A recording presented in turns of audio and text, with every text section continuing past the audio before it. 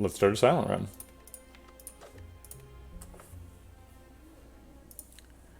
Upgrade card, 6 max HP, transform 2 cards. All those are garbage. We're obviously doing a boss relic swap. Probably the closest one is upgrading on Naturalize, which is just like way weaker than doing a boss relic swap. Curse for 2 transforms is like literally the worst possible. So these I don't know if people know, but these things go by like a formula, right? So there's 2 like sort of low variance ones, like upgrade a card or choose a card, or like gain a common relic or gain 7 max HP or some sort of like just like obvious buffs. And there's one thing that's like a bad thing for a good thing, right? So it can be a curse or it can be take a bunch of damage.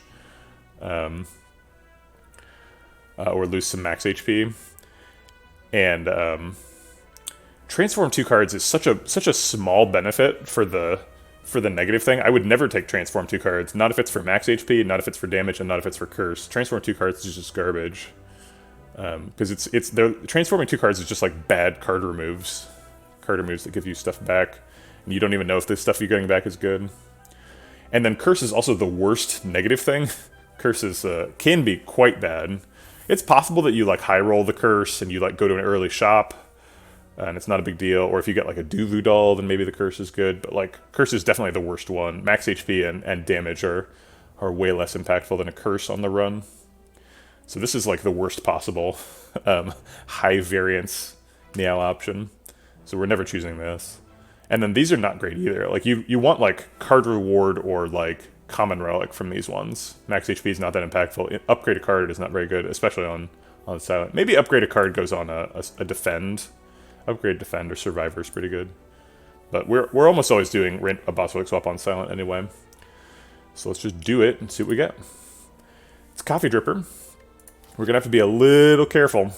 Coffee Dripper puts us in some danger. Oh my god, there's so many elites on the left. We're like basically forced to do 3 elites if we go left. Coffee Dripper is really strong though.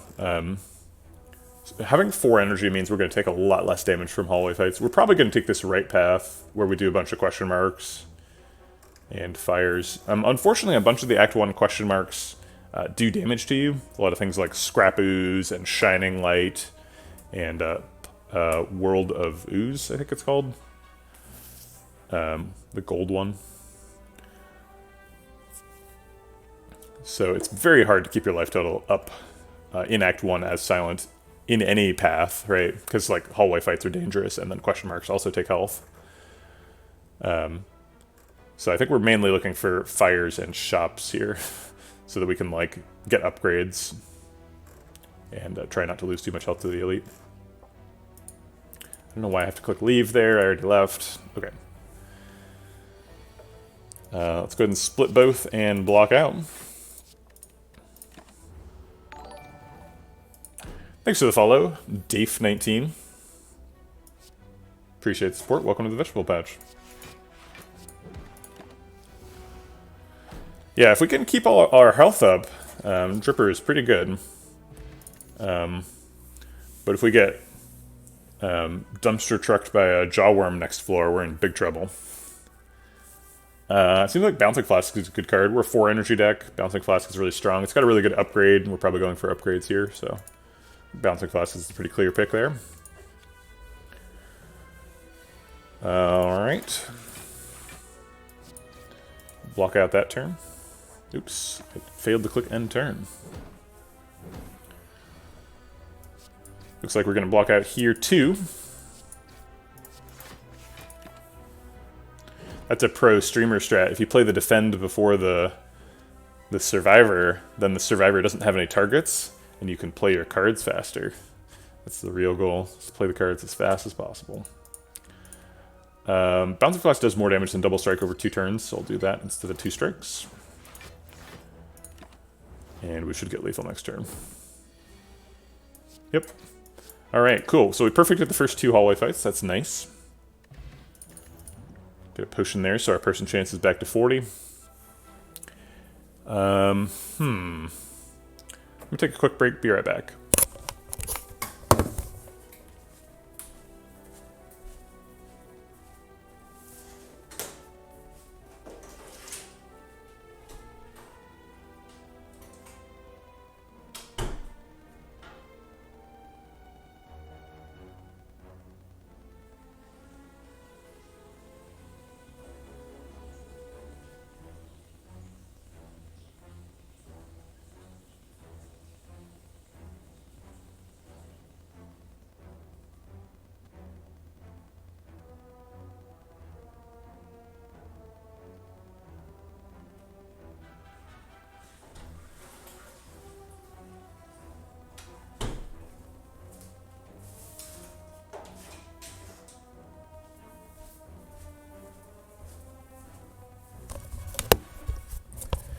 Unfortunately, 4B, we did not beat the heart. We died to slavers. What do we think about Flying Knee? I'm so confused about this pick. Because Flying Knee is like really strong, but we already have a lot of energy. Maybe it's Backflip. I think I underpick Backflip sometimes. Ooh, I don't know if it's ever Cloak.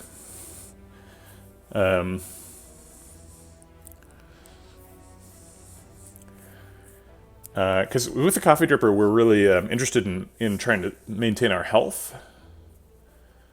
No, it's really good. Coffee Dripper is one of the best boss relics. Yeah, exactly. It seems like Flying Knee is pretty expensive.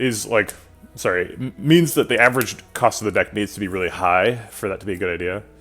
Whereas Backflip is helping us use all of our energy by drawing us the cards that cost the energy. So I think we're going to go with Backflip. Backflip is a little bit of a liability against Gremlin Knob, but we're like not too worried about that because we're only fighting one elite. So I think it's going to be Backflip. Maybe we'll get some footworks, do that kind of thing. 7 permanent HP that we can't rest to remove a card. I think this is still a good idea. Card removes are really strong. So the first damage we're taking in the run is voluntary damage to a wing statue. I didn't even list this in the Act 1 events that cost health, but this costs health too. We're actually going to a shop pretty soon, so Gold for Doubt makes some sense. We might have to carry it through one random hallway fight. But we're not really going to have enough gold for this shop unless we do this, so I think we're going to do it.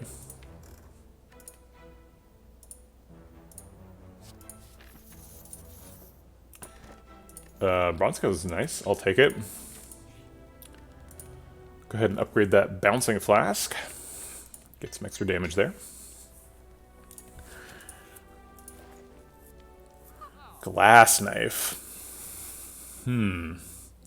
Seems like Glass Knife's pretty good. There's the meal ticket people wanted.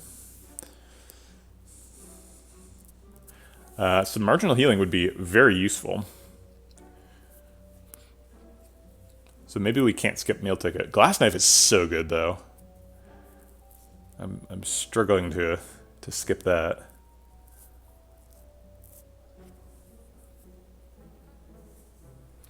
Just beat people up. Yeah, meal ticket does like it solves like the biggest problem we have in the run though. So I think that we probably have to pick meal ticket. Who's the boss here? Friggin' Slime Boss. We died to Slime Boss like 3 times yesterday. Bouncing Flask was terrible.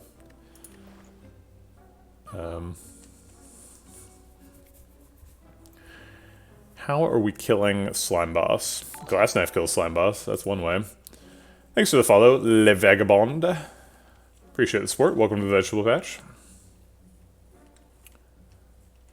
Looks like I missed the follow from Daffy19. Sorry about that.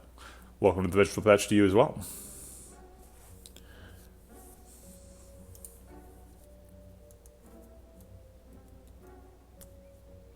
I'm not sure how much we need a solution to health.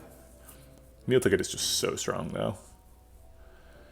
Alright, hopefully we'll find some other damage. Oof, man, that hurts to say. I don't know, we have to fight this elite, too. Yikes. Yeah, I don't know if we can afford Meal Ticket. I think Meal Ticket might be... we're signing our own death warrant. Because it's fun to be able to go here and heal, but like we don't have enough money to go here, really. And like, Glass Knife is going to save us a lot of health by just killing stuff. Glass Knife is really strong.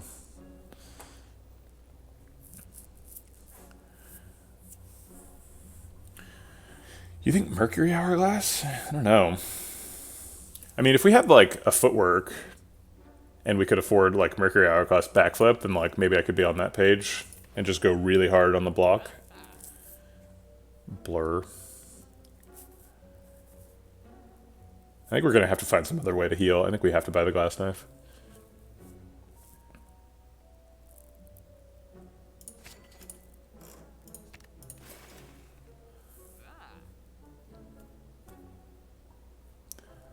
Second backflip, blur, or potion. I like Forge Pot quite a bit. Glass Knife's got an insane upgrade. We're probably just taking the Glass Knife upgrade next floor, though.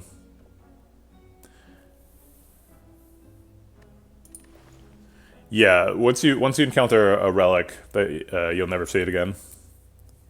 So this is going to be a no Mercury Hourglass, no meal ticket, no Thursday night run. Okay, so I'm not going to pick the Blessing of the Forge because we're going to upgrade the Glass Knife in the next floor anyway, so we don't care about that anymore. We're not buying Weak Pot because we already have one. Don't need two. And I don't think we need Swift Pot either, so I think it's like backflip or blur or skip. Blur's pretty good. I could just take a blur. Yeah, it's also really good against Slime Boss, because we can blur and then save all our block for his big attack turn. I'll buy a blur. Alright. And let's go ahead and upgrade that Glass Knife. And now we're ready for an elite. Alright. What do you got for me? Pen Nib? Oh my gosh, can you imagine? Pen Nib on a Glass Knife? 24 damage twice. Can we get like a Terror? Love a Terror here. Let's go ahead and backflip first.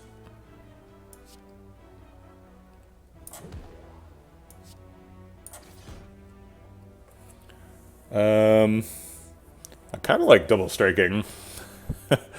Sets up Pen Nib, avoids some dazes. We do take 5 that we can never heal, but we solve the big problem for the fight, which is killing one of the guys.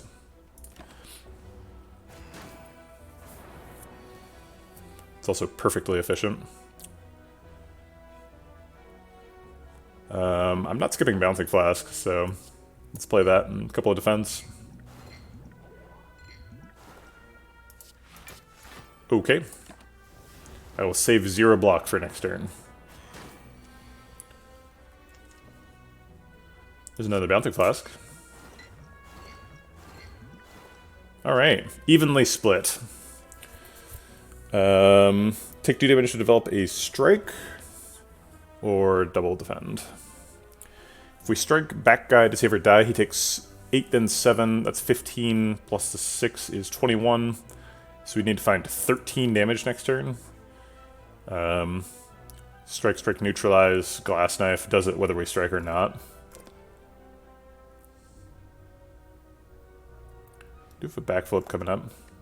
It's not tremendously unlikely. We managed to dodge quite a few dazes. We only got 6 in the first shuffle. Nah,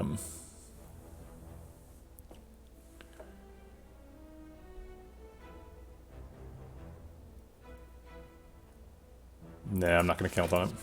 I'd rather keep my health. They're all dead to poison eventually anyway. Okay. We can actually weaken him. Would weaken him for the next 2 attacks. Saves us potentially 6 health. 6 health is a reasonable outcome for a weak pot. I guess we want to save the weak pot for Slime Boss. It's pretty effective there.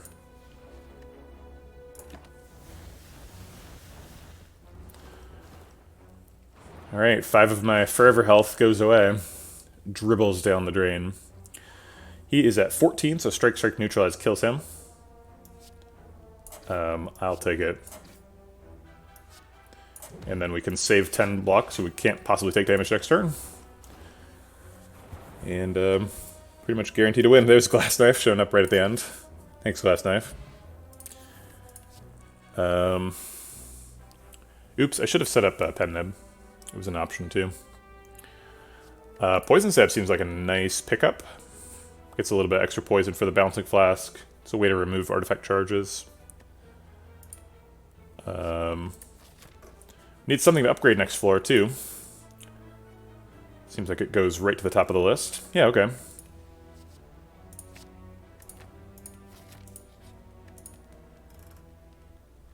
Could be Neutralize. Blur's not terrible.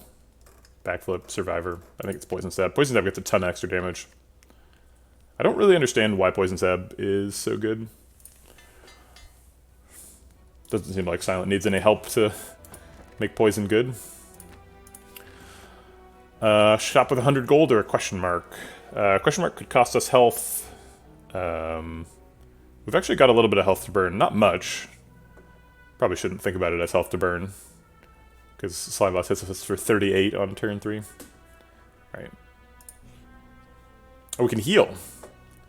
Interesting. Heal or pay for a card remove. I think I like pay for a card remove. We do get full value out of the healing. So we go to 58. It's pretty nice.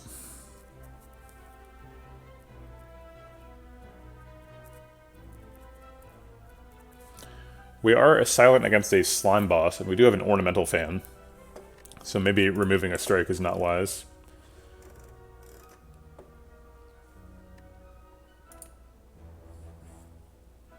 Alright, I'll heal. It's less expensive, too.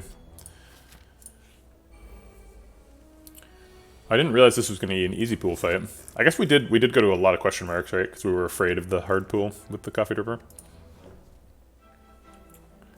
Yeah, you heal 75%. It comes on really early. Ascension 5 is heal 75%. Alright. Ooh, Pen-Nib Glass Knife. We can just end the fight right now if we want. I kind of want to set up the Pen-Nib for Slime Boss a little better, though. Alright. Jeez, Glass Knife hits hard. Are we just intentionally skipping lethal to set up Pen-Nib? No. I don't want to take any damage. Acrobatics, Tools of the Trade, Sneaky Strike, and Prepared.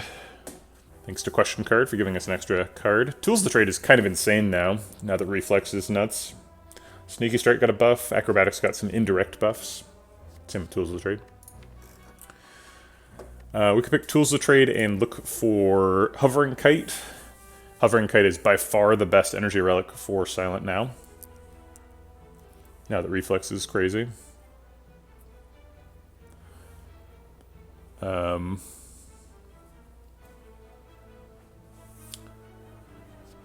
Let's see.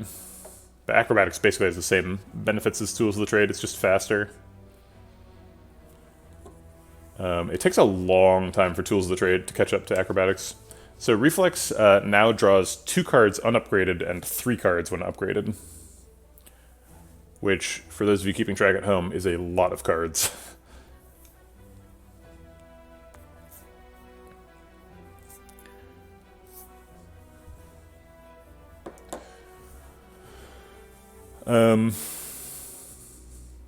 Reflex Plus was always good. The problem was just Reflex Minus was such a liability, right? But now Reflex Minus is Reflex Plus, and Reflex Plus is just busted. I think I like Acrobatics better than Tools of the Trade. Which is kind of a sad thing to say, because Tools of the Trade is a rare power, and they basically do the same thing. But, like, think about... Okay, so you have to draw Acrobatics and Tools of the Trade, right? So they both start out at -1 card.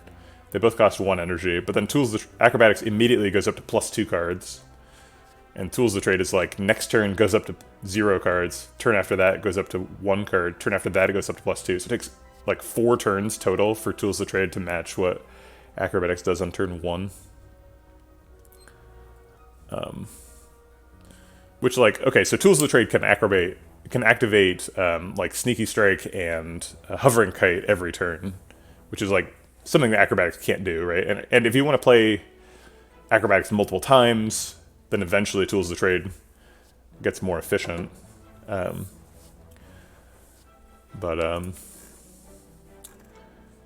I guess, like, the big value of Tools of the Trade is you draw the bulk of your cards at the beginning of the turn, even if you are an Acrobatics deck. And if you draw 6 cards, and one of them is Reflex, then you draw 9 cards. That's nuts.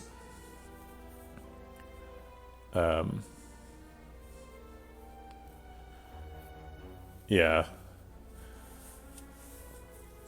Are we taking either of those, though? Like, we don't have We don't have anything that really screams we need to pick discard synergies, right? Like we have a backflip, a blur, a bouncing flask, a glass knife, and a poison stab. I guess the ornamental fan is pretty good with discard synergies. If we get that card whose name I always forget, the one that like exhausts and you draw 2 copies of it, that'd be pretty good. We got a lot of things that count attacks, so if we can do an attack multiple times, or do a lot of attacks in a turn, that's pretty good. Sneaky Strike costs net 0, so it can kind of fill that gap. Agony, thank you. Endless Agony, right? Yeah. Oops. I think I will pick Tools of Trade. It's good, right? It's slow, but it's good. I don't know. I don't really want to be slow, though. Like, I'm a Coffee Dripper deck. If I'm slow, I'm taking permanent damage that I never heal. So maybe we should take Acrobatics just because it's fast. Just beat you by stealing your Immolate. Yep, he'll do that. I mean, it's your own fault, right? Because you bottled the Seeing Red. You removed one of the possibilities of drawing Immolate on turn 1. Sorry. It's kind of a rude thing to say, but like, if you draw the Immolate before the orbs can take it, then they don't take it. Alright, I'll take Tools of the Trade. I wish this was innate when it's upgraded. I don't understand why it costs 0. Am I just getting bamboozled by this being a rare, though? Like, Acrobatics is such a good card. If you have Toolbox, it's a little different. I don't know. Bottled Seeing Red is a weird pick for me. Unless you have, like, Ice Cream or, like, Dead Branch, then obviously it's good. Alright, I'm gonna pick it. Need to upgrade something. Yeah, I definitely like the Acrobatics. I just think it wasn't quite good enough. I think Backflip gets the upgrade. Backflip gets played a lot because we're trying to proc Ornamental Fan and Pen Neb and stuff. Need to draw some cards.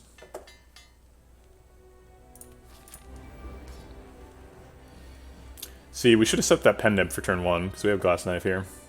Just raring to go. Alright.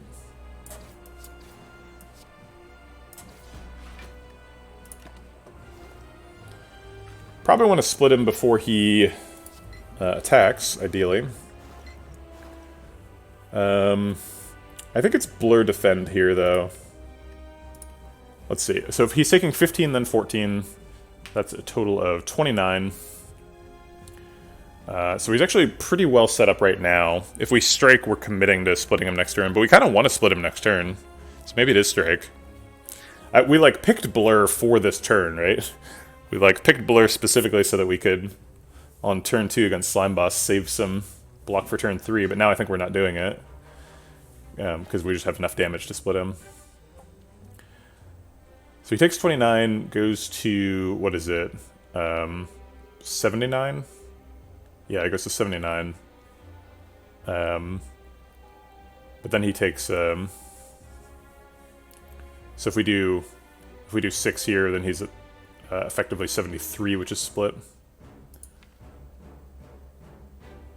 It's just not a very good split, though. So if we do Blur Defend, then we can, like, neutralize Double Defend or neutralize Backflip Defend, and then, like, we're not taking damage, and he gets poisoned down to 76, and then we can do a much better split. Yeah, let's do that. Okay.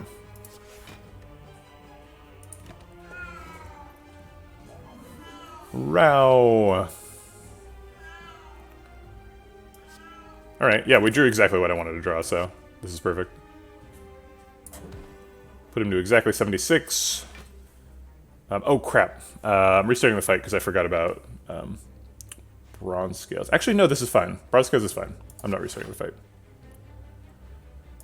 Because then we're already splitting him next turn. He just gets 3 extra damage when he splits.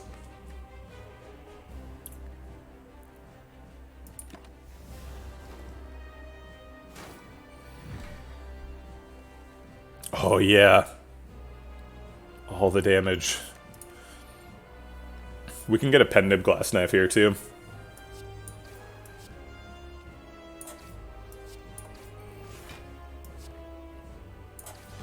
Oh yeah. Killing slime boss from big form. Get wrecked. Okay. Sweet.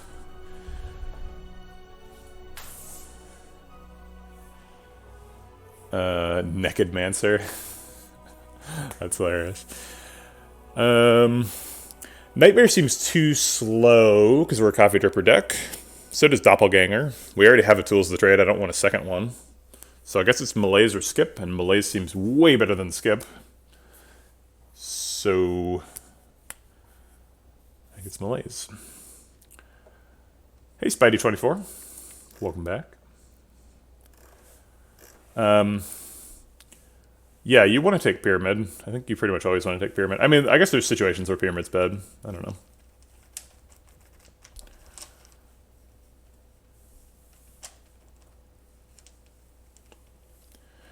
Okay, Malaise is great for Act 2. Calling Bell, Curse Key, and Philostone. We already have 4 energy, so we don't super need more. 5 energy is good too, though. I like having 5 energy. 5 energy Malaise deck. Yum.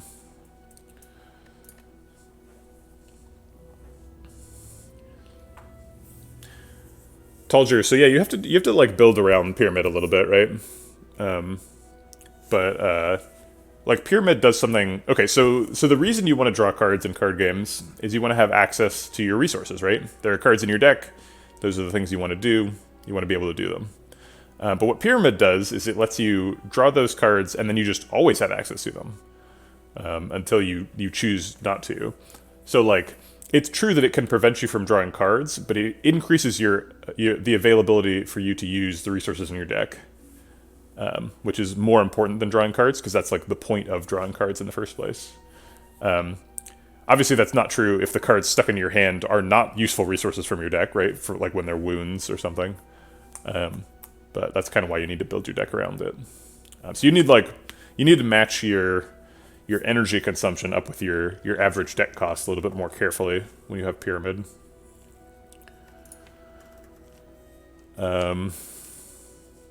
Bell, as you will probably avoid elites. I don't think we're avoiding elites. We have a Malaise, and Malaise is pretty good against Act 2 elites. The only elite we're afraid of is Slavers, obviously, which is always scary. But Malaise is basically neuters Book of Stabbing and Gremlin Leader. Obviously, we can also just not draw Malaise, which is sad. Also sad that there's no Hovering Kite here. We basically picked Tools of the Trade just so we could see Hovering Kite, and then we didn't.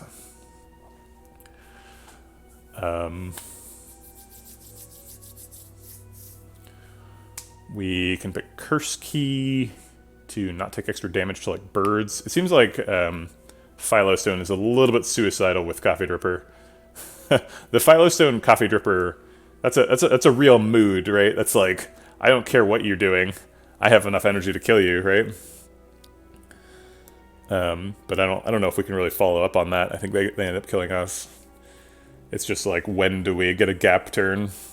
And that's the turn when Snake Plant kills us or something. So I think it's going to be either Curse Key or Calling Bell. Let's think a little bit more about what Calling Bell does for us. There's kind of like 3 major things, or 2 major things that Calling Bell does. It either gives you like strength scaling or defensive resources. So the defensive resources could be like Oddly Smoothstone. It could be like an anchor, or whatchamacallit, one of those kind of things. I guess I should say damage scaling rather than strength scaling, because there's a bunch of poison stuff in here too, like the Specimen. We'd be really happy to see any of the poison things because we have Bouncing Flask. But strength scaling is good too, because Glass Knife. I guess when I put it that way, if you classify the Calling Bell outcomes as like damage scaling or defense scaling, that's kind of like, yeah, you're playing Slay the Spire. The 2 things you do are damage and defend. So maybe that's kind of a reductive way of thinking about it. I guess sometimes it's energy. That's the third thing when I said 3 things earlier. What is your opinion on the Slay the Streamer mod? I think that there is a sort of natural schadenfreude of as a participant in chat causing the streamer to die, right? And that's sort of like, it creates a lot of opportunities for the streamer to be like, oh no, right? To like emote and engage with the audience. But I don't think it's actually like a particularly fun way to interact with the Slay the Spire rule set. It seems like it just gets you killed, and this game's hard enough anyway to get you killed.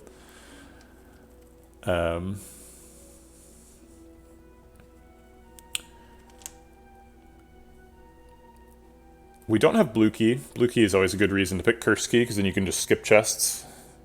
I think we probably don't need a 5th energy.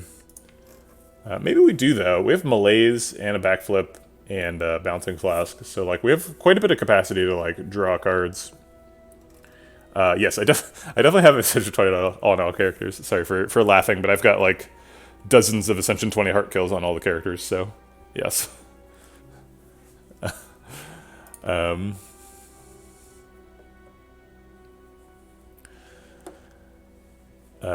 Let's see.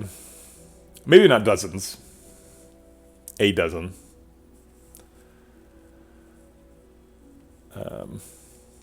I think Kursky is probably correct. It does generate a problem for us, but it also like gives us 5 energy, and malaising Boku Stepping for 5 is like chef's kiss. That's what you want to be doing in Act 2. Okay. Collector. Alright. 160 gold, so we can go to a shop, but we're not highly incentivized to do so. We're definitely looking for question marks and shops and stuff in Act 2, because we have Coffee Dripper, and hallway fights are very dangerous. So fires and shops are nice. This is a nice little route here on the left. Do our easy pool, and then do a couple of question marks, fires and elites and shops all the way up. 2 elites seems possible. There's also a 2-fight route there, but then after you do elites, you start fighting hallway fights and losing health. So I think we're going to go for the left path. I like the late shop too. We don't really have enough money to make a shop good now, but by here we will.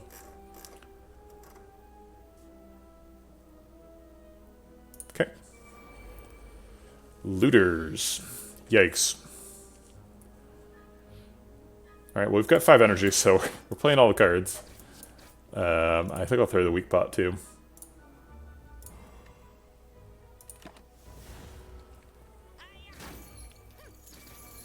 Oof. My health.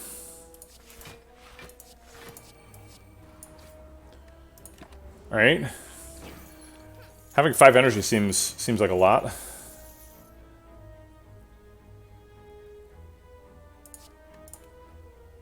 So he's running. Let's see what Bouncing Flask wants to do. Not helpful, Bouncing Flask. Not helpful. Okay.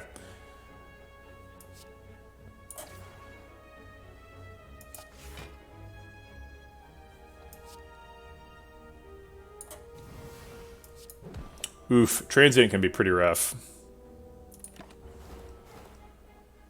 Alright, so he's dead before he gets away. We just have to concentrate on this guy. Oh, look, a glass knife.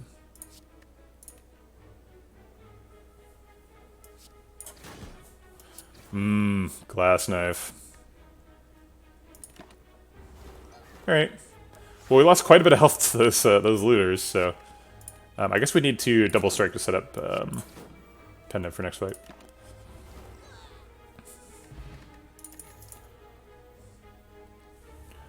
Dash seems good. 5 energy, dash. Okay.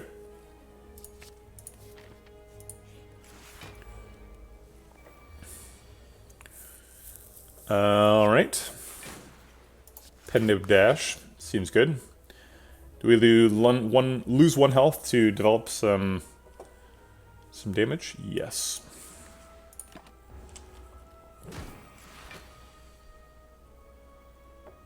Let's start with a backflip, see where we're at.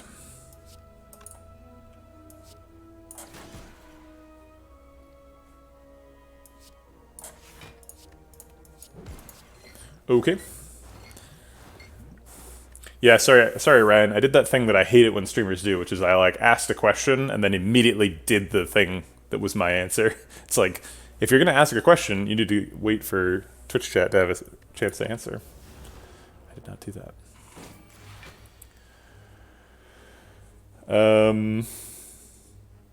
If we just malaise, he hits for 0, right? No, I guess not. He hits for 2 if we malaise. So I'll go ahead and just like blur malaise. We actually take 2 if we take 1 if we blur malaise. Whatever.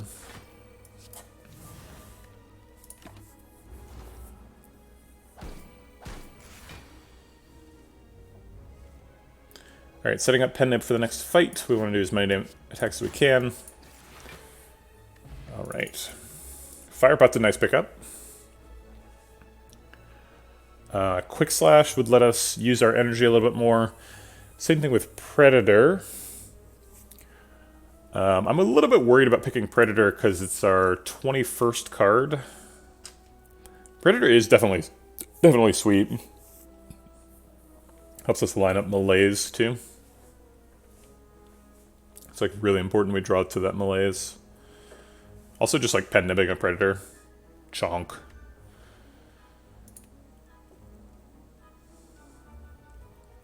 Alright. Transform a strike. Very well. A second bouncing flask. Okay.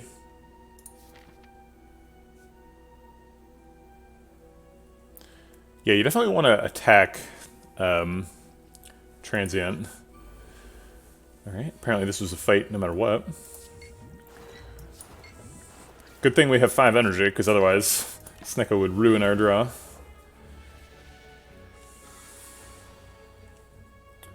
We can get another Pen Nib dash. I suppose that I will.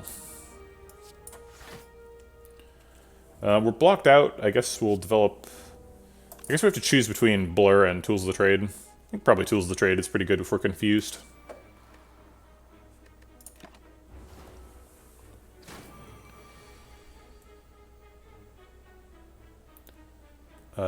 This defend is bad.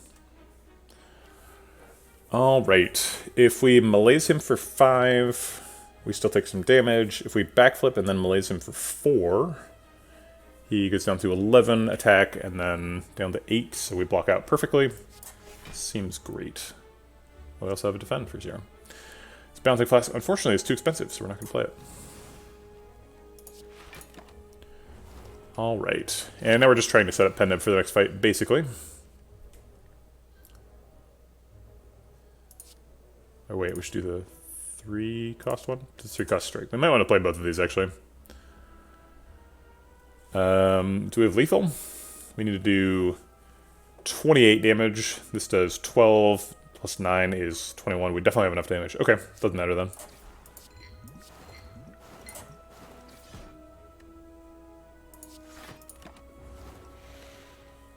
Okay, 2 firepots. Alright. We're just gonna dunk on a slaver on turn 1. You are dead. Congratulations. You've received 2 fire potions. Do you choose to accept this message? Crippling Cloud versus Piercing Whale is what I'm saying here. Piercing Whale plus seems pretty amazing. Crippling Cloud also quite nice.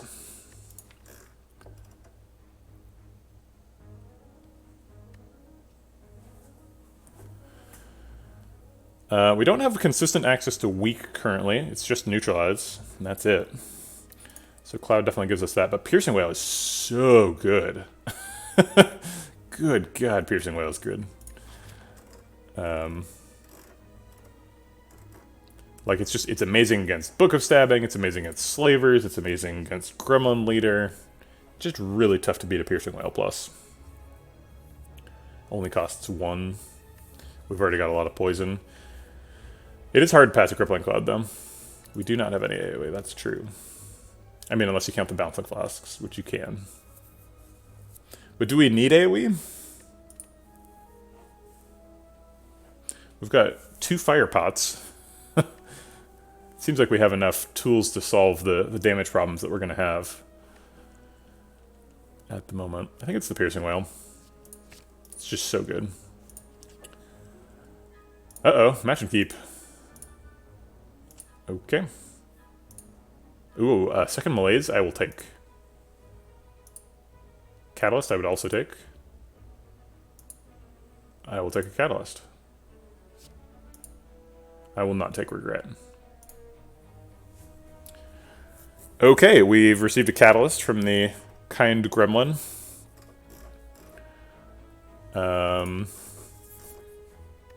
Great.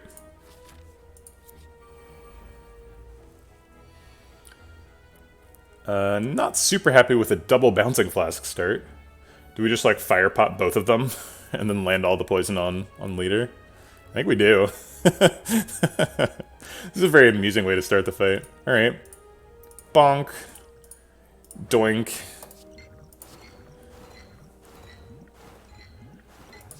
Alright, where's that catalyst?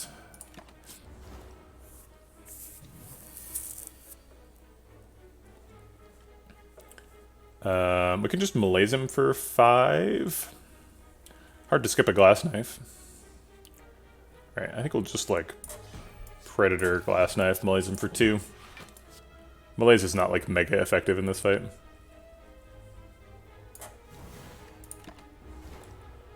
I said we didn't have access to much weak, but actually malaise is quite a bit of weak. I forgot about that. There's the catalyst. Let's go ahead and poison stab him first. And get lethal next turn. Seems good. Just need to set up pen nib.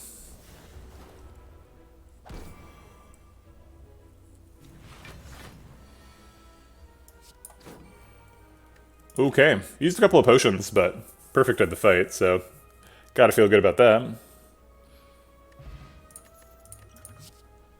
Second catalyst? It's up against Noxious Fumes, but I think catalyst decks want multiple catalysts, right?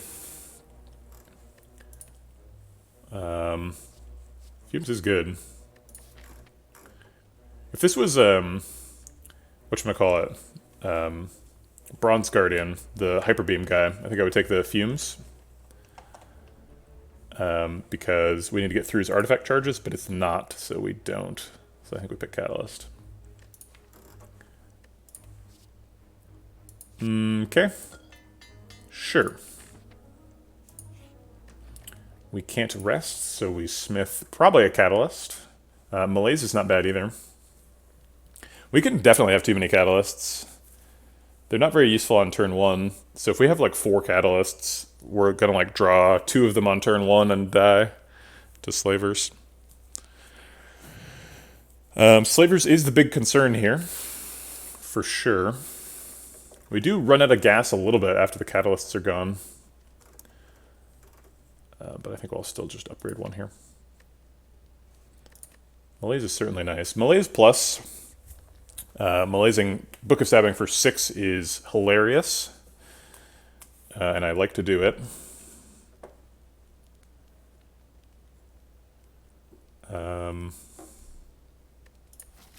It's a 50-50 Slavers versus Book of Stabbing next floor. I think Malaise is actually better. Malaise is good in both fights, whereas Catalyst is I guess Catalyst is also good in both fights. I'm a little bit confused. I think Malaise is just better than Catalyst. Okay, it is Book of Stabbing. So something weird we could do is we could Distilled Chaos right now and just look for Malaise, because we really just want a Malaise for 6. Like, as early and often as possible. But we have Piercing Whale this turn, so we're not, like, desperate for it. We also have Pen Nib, Glass Knife, which is insane. And we can save a little bit of block for next turn. So, pretty good start. And then we malaise him for 6 and laugh in his face. Ha ha ha. Oh wait, we've got a thing for this. No more book. Or no more like knife hand. He's now just a book.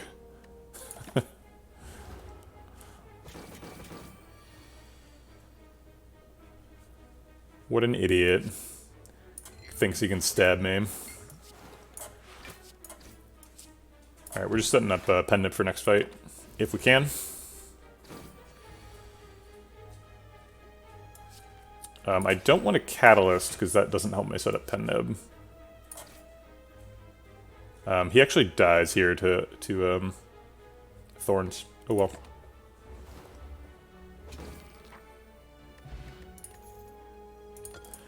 Happy Flower is our reward for our, I believe, was that a perfect Book of Stabbing? Maybe we took damage to the 24 damage attack, but I think it might have been perfect Book of Stabbing.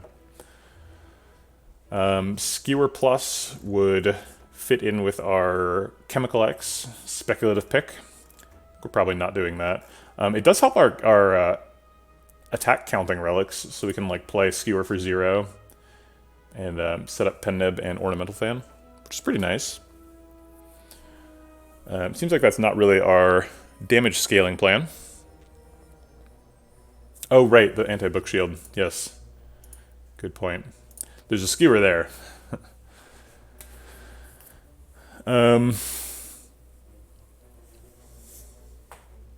It's not anti-book, it's anti-knife, right? Because the book is still there underneath. We've just disarmed him. No, I don't think I'm skewer. I think skip is better than skewer. I think skip is better than flechettes too. Is flechettes good? Maybe. Flechettes is kind of in the barrage family, where it's like, its scale is kind of nuts, but it's like very weird and hard to scale. So like theoretically, flechettes does like 36 plus 9 per strength, which is nuts. But getting 9 skills into your hand is pretty difficult, and we have quite a few attacks, and not really enough card draw. I guess we don't have that many attacks anymore. 3 strikes, a glass knife, dash, poison stab. That's it. Oh, predator. Huh? Maybe it is good. I guess neutralize as well. Seems like it's kind of just junk though, because our late game scaling is going to be those catalysts pretty clearly. And our mid-game scaling is Glass Knife. So I think it's either backflip or skip. I don't think deflect is good with 5 energy. Also, we just got a Happy Flower, so sometimes we have 6 energy. Backflip is pretty helpful for finding a way to spend that energy.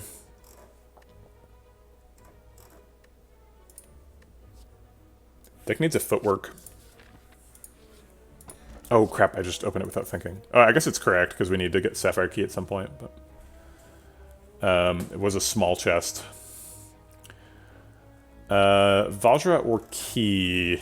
Vajra does pay off. We've got a glass knife. But I think we've got our damage scaling solution, so we don't need Vajra. Writhe is a high roll. Writhe is not too bad. Take a key. Go ahead and smith, presumably a catalyst at this point.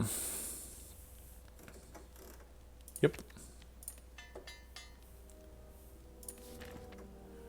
Alright, and now we have to actually fight hallway fights again. No more elites for us. Fine. Oof, this one. This one's rough. No way to set up a pen nib dash. Doesn't look like we're getting through the armor, so we'll just dash the mushrooming guy.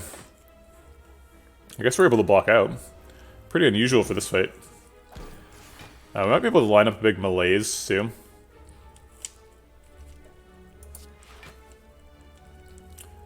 Dude, no doubt. Avocado Shroom's rough. We can Piercing Whale Predator here. Which means we still take 0. Because Piercing Whale's so strong. And we get rid of the first turn of Vulnerable, which is nice. Set up tools to try and get a malaise for 7 on him next turn. Come on, malaise. Oh yeah, malaise for 7.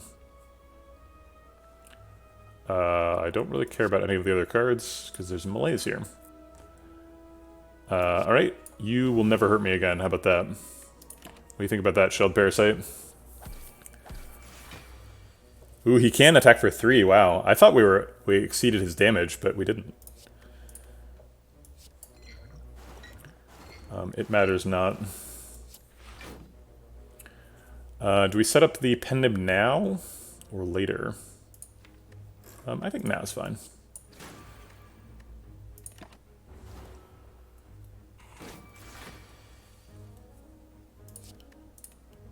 Alright, we're not attacking again.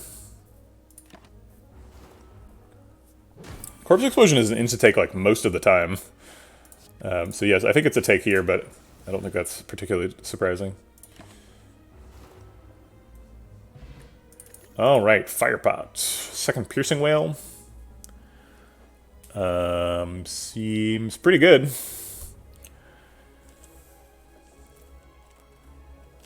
Dash is a good way to spend energy. It's a good payoff card for Pen Nib. Accuracy, yep. Accuracy is actually not terrible here. Accuracy got a big buff, so it's very speculative accuracy, but like 6 damage shivs, and we've got 2 attack counting relics is not crazy. We don't currently have any shivs, and we already have a late game scaling plan. But if we didn't, and we did have a shiv, we would definitely take accuracy. Accuracy is quite good now. We've got a huge buff. 6 damage is so much. Shiv's hitting for 10. That's a lot of damage.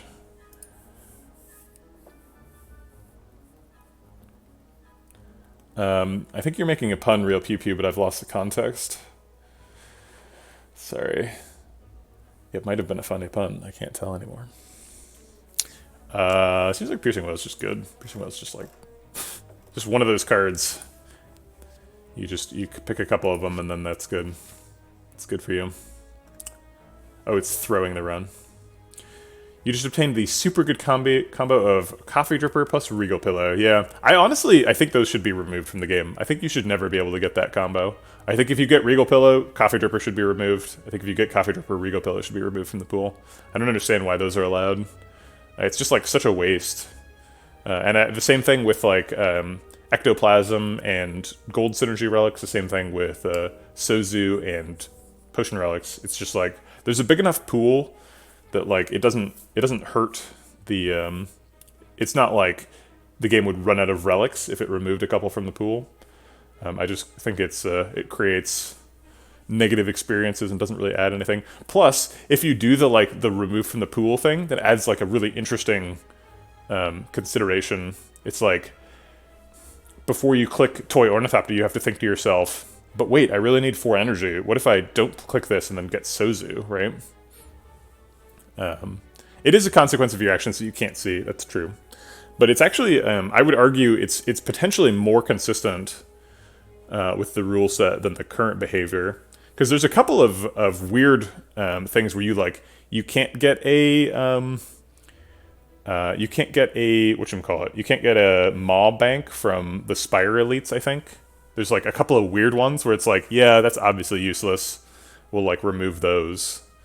And I think if they just like expanded that idea, then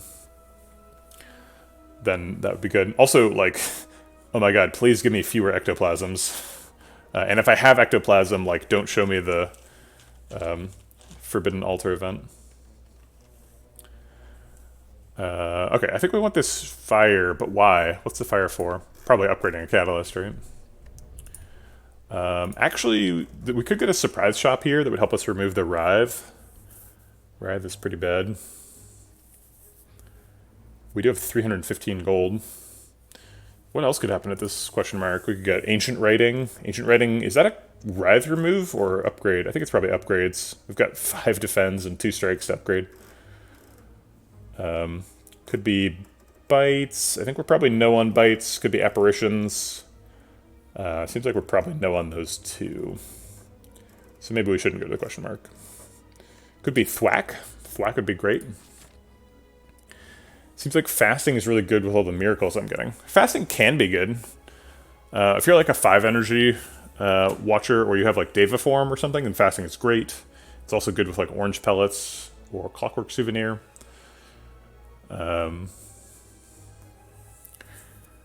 But fasting is not really... Fasting is kind of weak in a vacuum.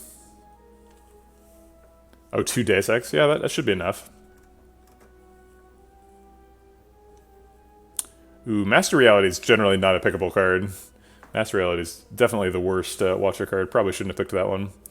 It's kind of fun with Deus Ex Machina. Maybe you can make it work. Deus Ex Machina and like Conjure Blade or something.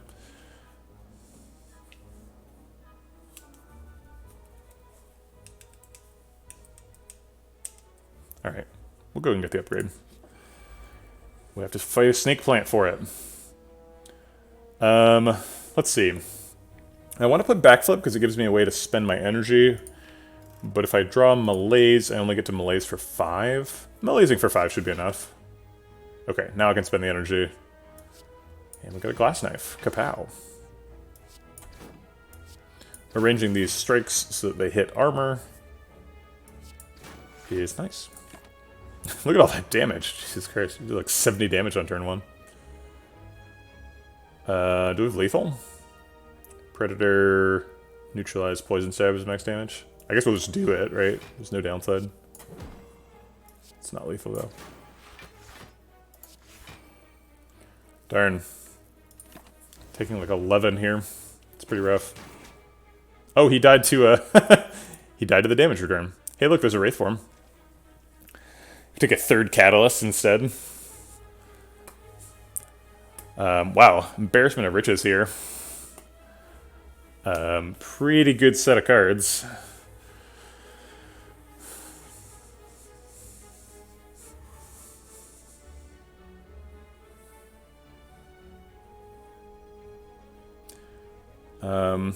Sorry, Real Pew Pew, I'm reading your comment to Talger and I'm not understanding it. It doesn't work well when you eliminate a boss relic due to a regular relic pickup because you have time to gain value from the relic before the boss. It should only work one way, I agree. Oh, this is in response to Talger's I'm on board with removing regular relics from the pool if you get an anti-synergy boss relic. I think the boss relic should stay though, otherwise it's a bit too consistent to get crazy good boss relics. I mean, maybe. It's not easy to get a gold synergy relic. The only real gold synergy relic is the golden altar. So like getting rid of ectoplasm is not like a realistic possibility. It's mainly just that it would remove Sozu, and Sozu's actually quite good. So I would consider removing Sozu like a downside of picking Toy Ornithopter rather than an upside. I imagine we're intended to pick Wraith form here, but Catalyst is more fun. Yeah,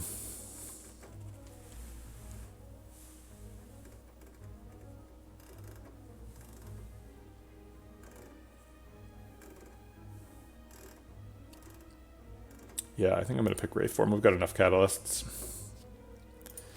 Okay, and then I guess I'll just upgrade the Wraith form immediately. It seems like that takes priority over second Catalyst upgrade. Got a lot of upgrades on the backlog. The like super high priority ones are Wraith form and Catalyst, but then there's like some pretty high priority other ones like Bouncing Flask, Piercing Whale. And then like even the 3rd tier is like Backflip, Tools of the Trade, Blur, all pretty good, Neutralize. A little bit backed up. All right, Wraith form. One more hallway fight. Yikes! This one's scary. Setting up Pendip for next turn. We could just kill him with Fire Pot. We can just do that next turn if we need to. Next turn could be like Fire Pot Malaise for a bunch. I think I will use Fire Pot to target the Bouncing Flask. Fire Pot's not that useful in Chosen either.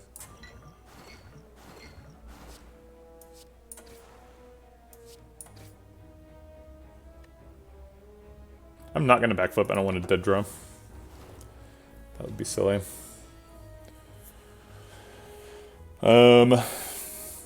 Dash Piercing Whale seems okay.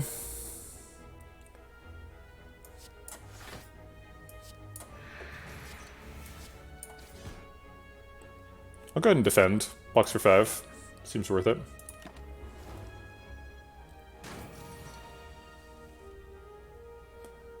We can Malaise for 7. Seems like we want to... oh, we just have lethal with Catalyst. Okay. Oh, I can't set up pen nib, but that's okay. Ooh, Partrap redeemed Coconut. I'm excited to go see Coconut. I hope that you're all excited to see Coconut as well. Probably skipping all these. I don't see any huge value here. Maybe the calculated gamble?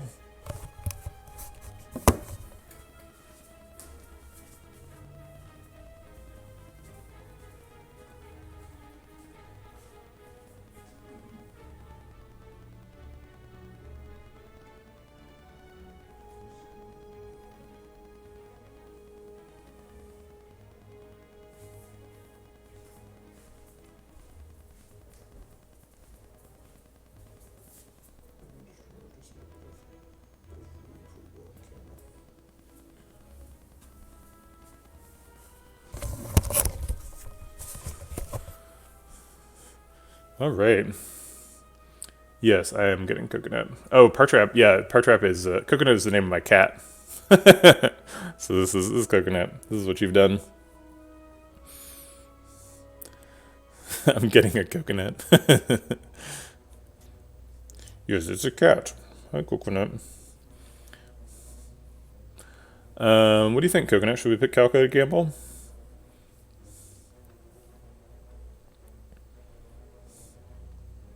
Coconut is like super comfy here. She's just like ready to hang out. I wish I could play Slay the Spire while I'm holding you like this. Is she like, why the fuck am I here? I don't know. See, look at that. That's some cat love right there. She just turned right into that. She's like, alright, here's a head bump.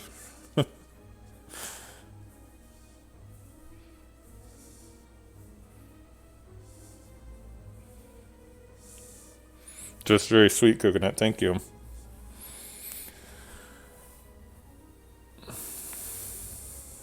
She's just napping in her little sunspot over there. Normally she's upstairs with my wife on her little heat pad. But today she was downstairs with me. Calculated Gamble seems good. There's 2 backflips in the deck. And we need to find like catalysts and wraithforms and piercing whales and stuff. So I'll take a Calculated Gamble, sure. Maybe we got a reflex, who knows? We can dream, right? Meow. Come here. You don't want to hang out? You just want to walk over there and yell at me? That's fine.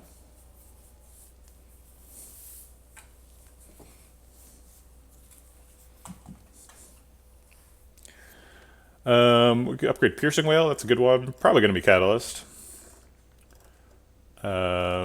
Calculated Gamble's got an okay upgrade. I'm not sure if we want to play Calculated Gamble multiple times in a fight. Maybe if we end up with like a Grand Finale or something, we can do that. Probably not picking Grand Finale though. Doesn't seem like a Grand Finale run. Okay. Catalyst it is. 36 health should be enough. I'll go ahead and start with Bouncing Flask, Calculated Gamble. Getting a second Bouncing Flask or a Catalyst would be nice. Malaise for 4. Yeah, I think that's enough. Okay.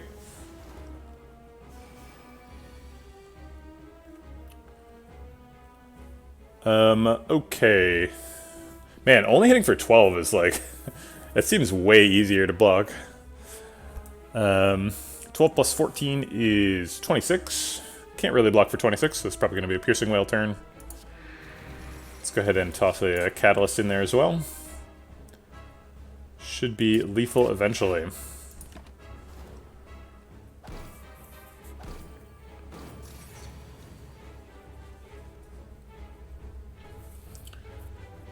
Probably using the other Piercing Whale. Let's see what Bouncing Flask wants to do. This one, huh? There is no pen nib set up here, so this is just going to do 24. 24 plus 6 is 30, so we're off by 1. If we wanted to kill him. I guess he dies to thorns.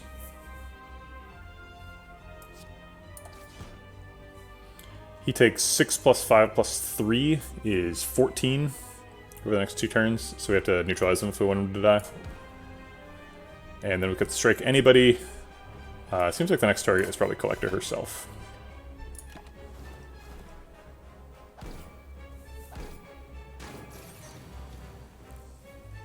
Alright, here's the big debuff turn. We want to draw to that Catalyst as soon as possible, so let's try and draw it right now.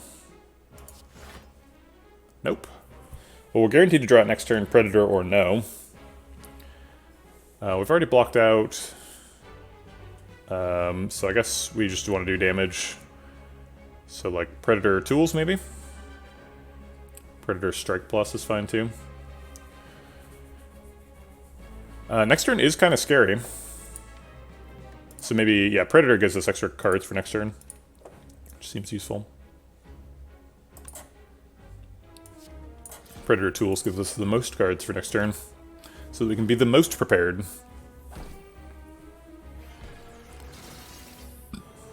Might be using the Distilled Chaos as well, just because this turn is pretty rough. No lethal with Bouncing Flask, or with Catalyst. Or at least, not a likely lethal. I guess if Bouncing Flask hits all 3, she gets an extra 9, goes to 42, plus another 4. So 46, tripled 46s, 158.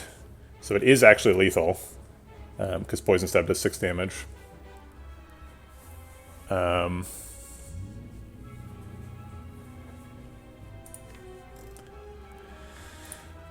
Let's look for Wraith Form. I think Wraith Form's what we want here. That's not Wraith Form. Is it 138? Oh yeah, good point.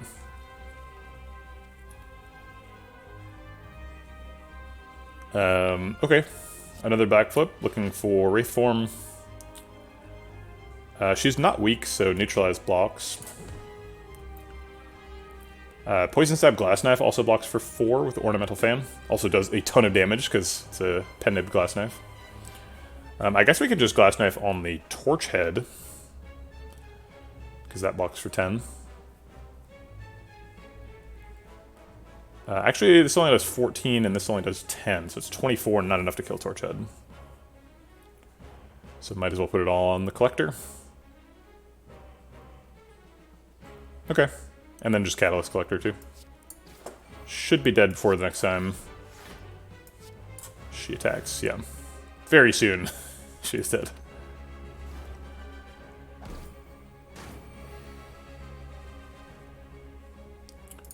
Wraith Form, you're late. I'll let you watch the end of the fight. That Distilled Cast would have found the Wraith Form. It's worth noting. Burst seems good. We've got Malaise, we've got Catalyst, we've got Piercing Wail, Bouncing Flask, just Backflip, Blur. Burst seems absolutely bonkers. Phantasmo Killer is a card I keep forgetting the name of that doubles your damage. It comes up if you want to talk about max strength scaling. And Venom would be a way to get a little bit more poison. Seems really unnecessary and expensive. And 1,000 Cuts is absolutely terrible. Okay, let's pick Burst. Hey, there's Hovering Kite. It's up against Snecko Eye. Hovering Kite makes us a 6 energy deck, which is like, why? It seems like we can use it though. We've got 2 backflips, malaise. I mean, if we're malaising people for 7, I'm not mad. If we have 6 energy and we burst a malaise plus for 5, I guess. Okay, let's assume that we have Happy Flower too. So we pick Hovering Kite. We have Happy Flower, and we've already played Tools of the Trade. So we have 7 energy, or 8 energy at the beginning of the turn, right? 3, 4, 5, 6, 7. So we have 7 energy at the start of the turn. We burst, so we're down to 6 energy. Malaise plus for 7, so we malaise 14 strength. 14 times. Yikes. That's pretty funny. Whereas the dream for Snecko Eye is that we just draw Malaise faster, and like Wraith Form, and Catalysts. And we decost like Bouncing Flask and Predator. We do increase the cost of Burst and stuff, but like Snecko Eye is so good when you have 5 energy.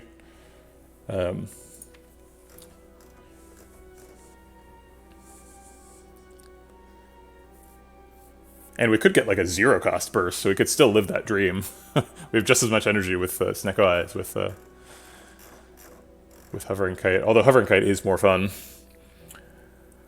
We don't actually... The problem with Hovering Kite is it doesn't work on turn 1, which Snecko Eye does. And we have to like find Tools of the Trade and play it, or find Calculated Gamble. It's really our only ways to trigger Hovering Kite other than Survivor. So like we picked Tools of the Trade for it, but we've picked a lot of cards since then, so I don't think it's actually as good as Snecko Eye anymore, which is unfortunate. We can't pick Runic Dome because we have a bunch of disposable big block turn resources like Piercing Whales and Wraith Form, so that is suicide. So it's going to be Snecko Eye. Okay. Let's go to a shop. I would like to see a shop. There's a shop.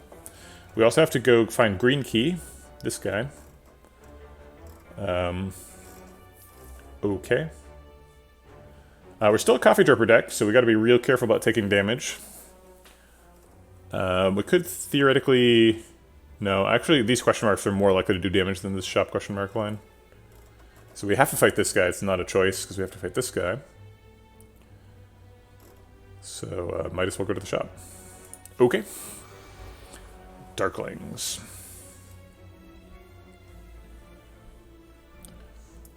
Okay.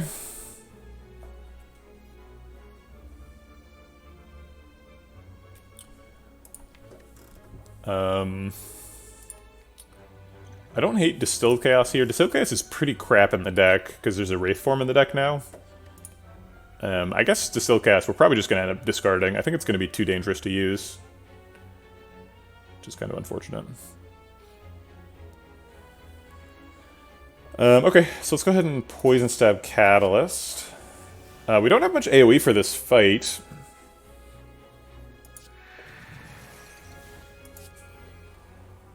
You know what's silly? We picked Tools of the Trade for it to be good with Hovering Kite, and then we skipped Hovering Kite because Snecko Eye is so good. But Tools of the Trade is like still good with Snecko Eye, because you just discard something really expensive. It's like, Snecko Eye is so good. It's insane. Wow. What is that, Coconut?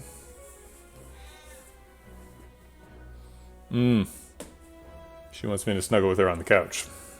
That's fair. I get where she's coming from.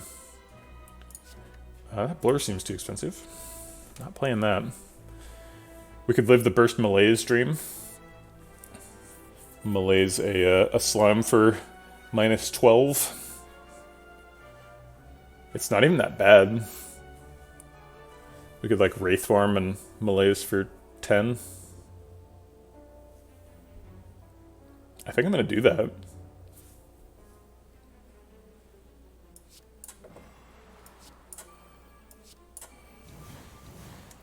No strength for you.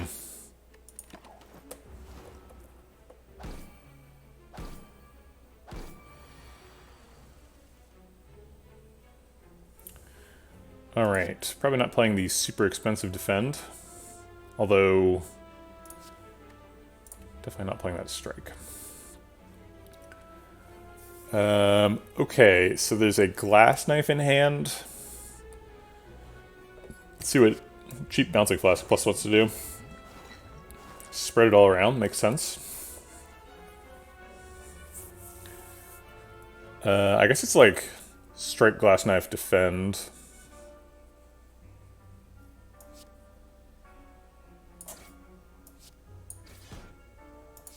Okay.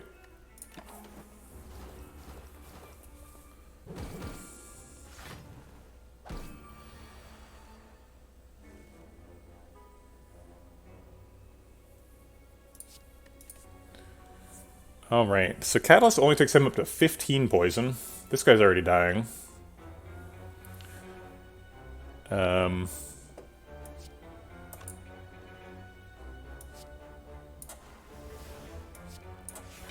We need to get some damage in on this one. I guess if we Predator, then these both die this turn. And then he takes 15 plus 14. So hopefully we can kill him next turn.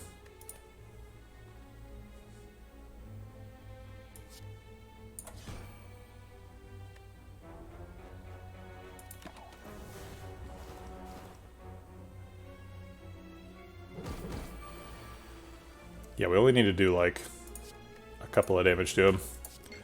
Pretty clearly have it. Alright, setting up Pen Nib.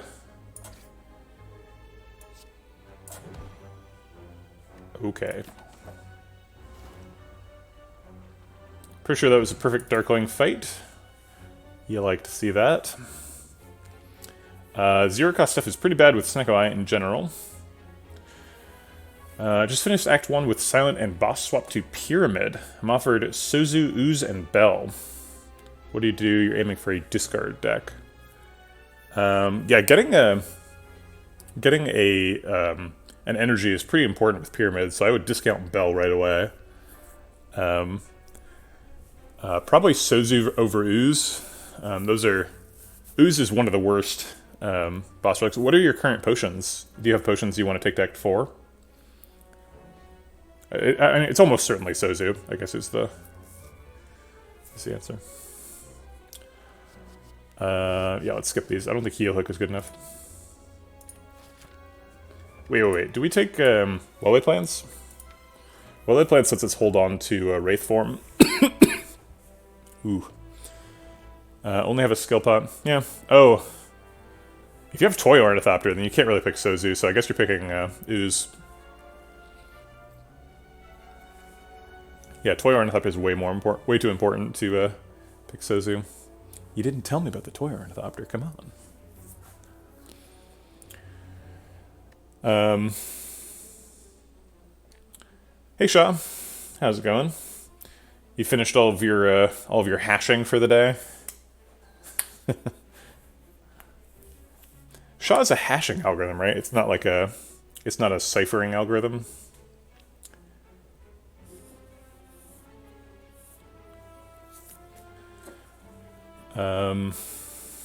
Yeah, I think I will take a Well-Laid Plans. Like hash browns, yeah. Actually, computer software hashes are intended to be like hash browns. Hash browns are the actual inspiration for computer hashes. The idea for software hashes is like you take a file and you shred it up so that you can't recognize the original. So like literal hash browns is the inspiration.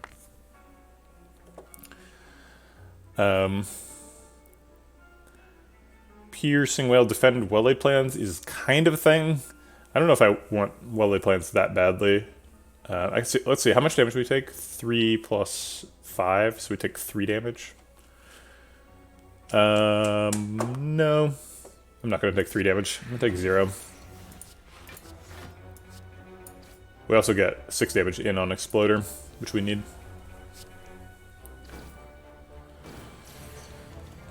Okay. Glass Knife kills Exploder. Exactly, can't turn him back, so that's mission accomplished, right? Original file contents obfuscated. I kind of want to be like super greedy and like strike on Exploder and then Glass Knife on Spiker just to get rid of him. We're probably just killing Spiker with poison though, so I guess we don't need to do that. Okay.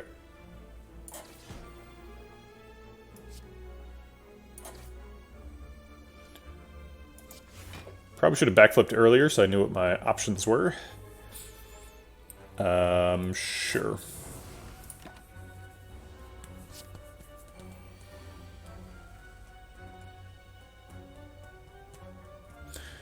Okay.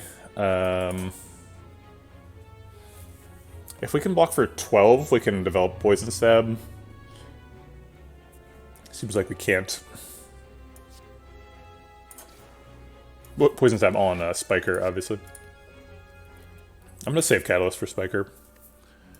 Spikers are scary. We can also just kill him with Bronze Scales if we're willing to wait.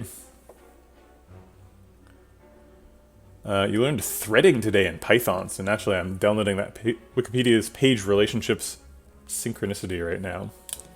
Oh, synchronously. Nice. Wikipedia's page relationships? Oh, I see what you mean. You have a thread that's downloading the Wikipedia things. Neat.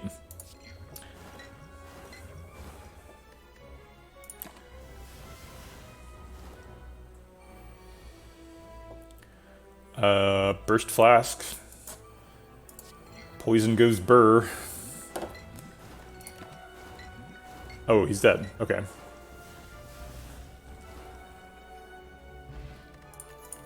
You have to be a little bit careful with. I'm presuming since you learned about Python threading today that you're talking about that you're like in university or something. You have to be a little bit careful that you don't like get your campus blacklisted from Wikipedia doing stuff like that.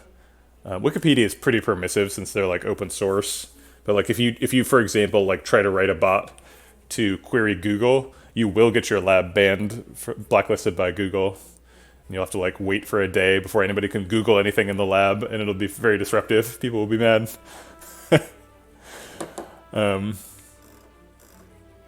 Maybe they're better at it now, but that was the situation when I was in school.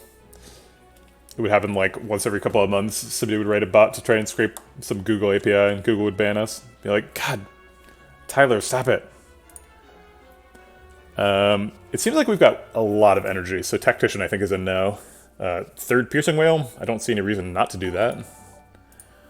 Thanks for the follow, Suputra. Appreciate the support, and welcome to the Vegetable Patch. Suputra. Suptra, maybe? I don't know. Physical class in 2020. Oh, yeah, good point. Yeah, you're clearly not, like, on campus. Oh, wait, maybe you are. I guess some schools are in actual school, right? Whether that's responsible or not. Maybe SHA-2 2048 is in New Zealand, and nobody cares about coronavirus anymore. What do I know? Suputra, thanks for the correction. Piercing Whale is good. Backflip is good, but I think less good. I think I would pick Backflip over Skip, but Piercing Whale is upgraded and great. And is much better than Skip. You're just learning on your own. Oh, okay. All your family members have been banned from Wikipedia. No, not the family members. We've got a Noxious Fumes and an Ear Funnel available here. Those seem pretty appealing. Clearly we're doing a card remove on the Rive. Only costs 202 to buy both Noxious Fumes and Ear Funnel, which seems great. Does Je suis retourne mean that you have returned to guitar? That would be my assumption. Just because return looks like the word return for me in English. The SQL database of your queries is 1.8 gigs. Wait, GN? What? I guess N is next to B. You've probably made a typo. What does funnel do? It gives you 4 poison at the beginning of the combat.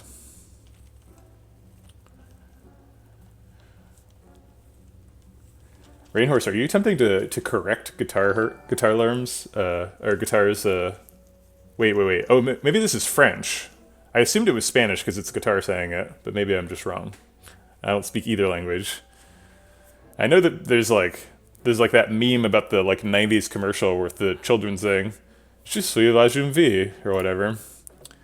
I remember that because I was a child in the 90s and they were learning to speak French, right? So I don't know what it means, but I remember hearing them say it. Thanks for the follow, Logan the Bard. Appreciate the support, and welcome to the Vegetable Patch.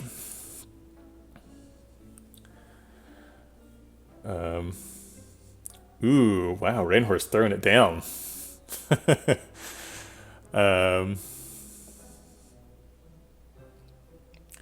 Alright, I think I'm buying these two. Those seem good. Maybe Noxious Fumes is not actually necessary. Maybe that was a mistake. It's kind of like we're buying that if we think we're fighting Donu Deca. Could happen.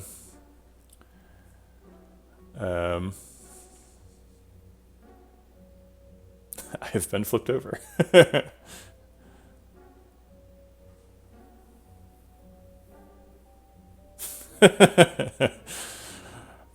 Yeah, so Noxious Fumes is like super card efficient against Time Lords, so that seems nice. We could chuck the Distilled Chaos for a Cultist Pot and still have enough to card remove the Rive. We're definitely removing the Rive, so let's just do that before I forget.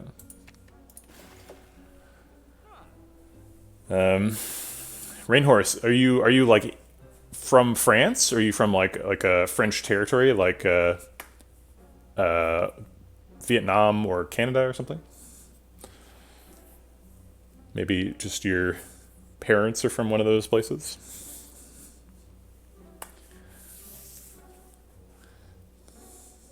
It's interesting. Half French, half UK here. Interesting. From parents. Okay. Neat. Ouch. That sounds like a painful transition to Brexit for you. I imagine that's a bit of a touchy subject.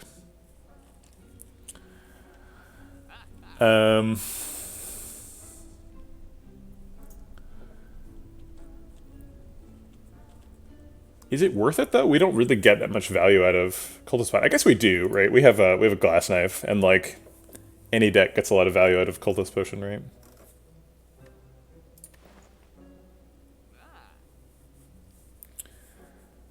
I mean, the Distill Cast is basically useless, so we might as well. Okay. We have to go this way because we need green key. Okay. I guess we have to Piercing Whale, like Piercing Whale Blur or something. Do we just Catalyst right now on Spiker? Maybe we Catalyst on Exploder.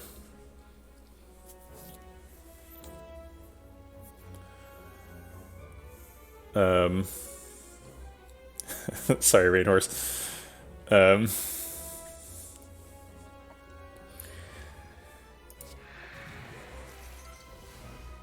I guess maybe we do both Piercing Whales just to remove an artifact charge from Spirit Guardian. That seems reasonable. It also gives us extra block next turn with the Blur.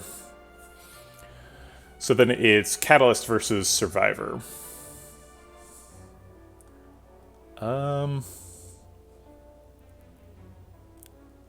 Pretty sure I like the idea of tripling Exploder's poison.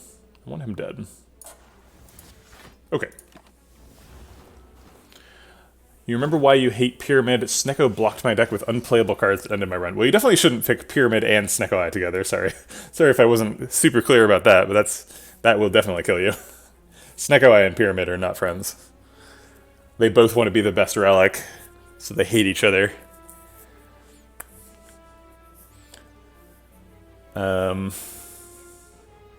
So Glass Knife kills Exploder.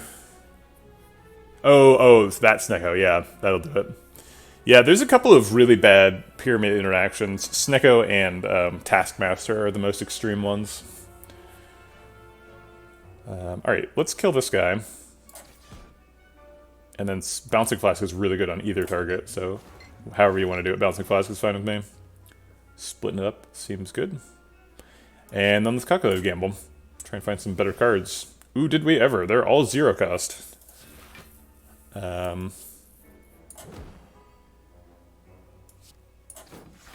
It is funny that when you have Snecko against Snecko, you're like, you can't confuse me, I'm already confused. Alright, seems like we've won.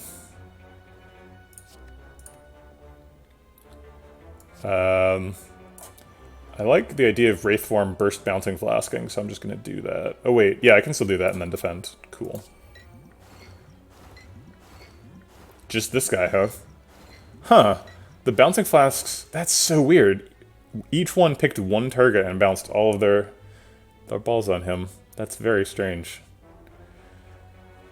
Bouncing Flask, you get some weird ideas. I guess I'll malaise you. No particular reason, just everybody else is dead, so... We should try and set up Pen Nib if we can. Not that it really matters for this deck anymore.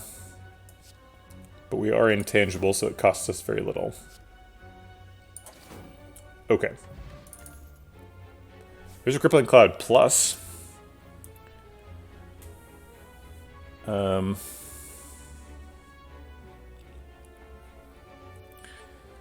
That's an interesting idea, Rainhorse. If you're already confused, then Snecko weakens you instead. Maybe if you're already confused, Snecko should purge your confusion. I think I would like that a lot, if that was the interaction. If you get confused twice, you are now no longer confused.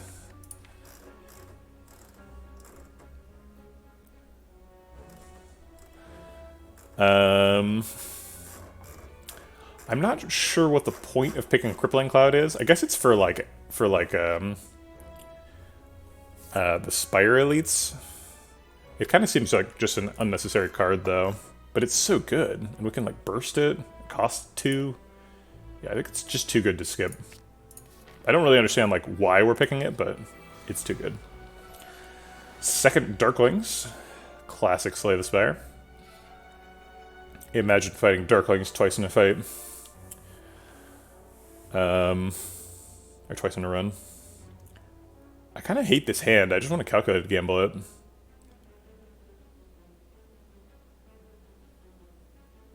Worst case scenario, we drink the block pot.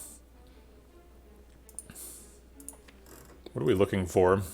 Like burst Crippling Cloud, Noxious Fumes. Okay. Got our Crippling Cloud.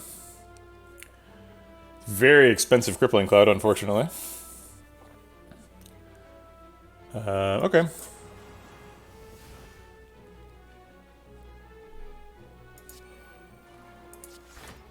Do we use the block pot for 3 health? No.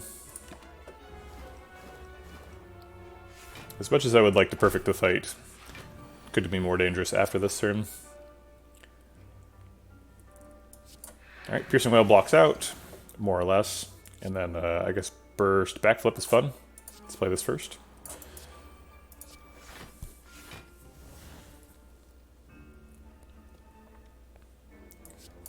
I'm just going to play Well-Laid Plans and hold the Catalyst.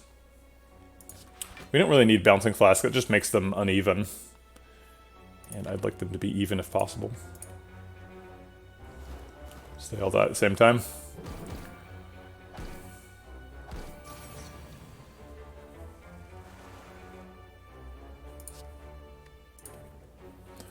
Alright, now we're just setting up Pen Nib for next fight. Just kill you to block and make you dead next turn. And then blur for next fight, basically. Okay.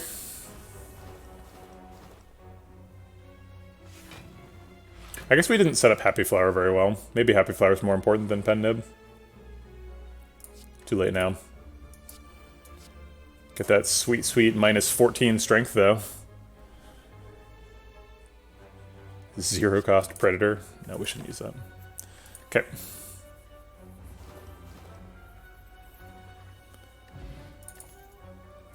Oh, now you offer me a Noxious Fumes Plus. Well, I just took a Noxious Fumes, so I don't think I want 2 of them. Maybe I do, though? No. No, I don't think so. Sneaky Strike can be cheaper than free with Snecko Eye, and we do discard cards sometimes. But Energy Manipulation seems unnecessary. Maybe we need a second Calculated Gamble, since we have so many cards in the deck now. We're like looking for Catalysts and Wraith Form specifically sometimes.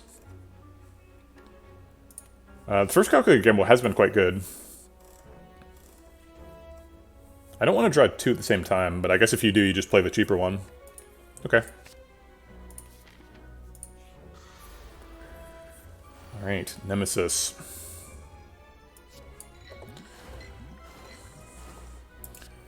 I guess I'll play Backflip, sure. And now we can just hold the Wraith form.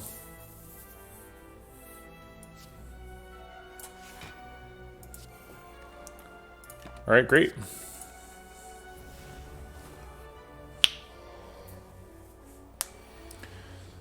$45 damage attack is the reason you hold Wraith form.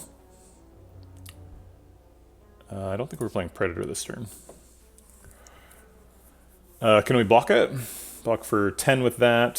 15, so we block for 25. Doesn't seem like enough. Okay. Then we Wraith form. And we'll just hold Piercing Wail, because he can't 45 damage attack twice in a row. Oh, we don't want to use the pen nib on that. So the next one is a 7 times 2 attack, or the debuff thing. Oh wait, we're already intangible. Doesn't matter what we do. Okay. We can Noxious Fumes, Catalyst, and Malaise for 7. It's pretty cute. I guess I'll dash for block, because I do want to block for the 3.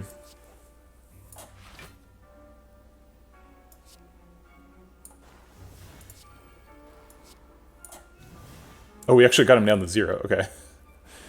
So we didn't need to block. Oh well.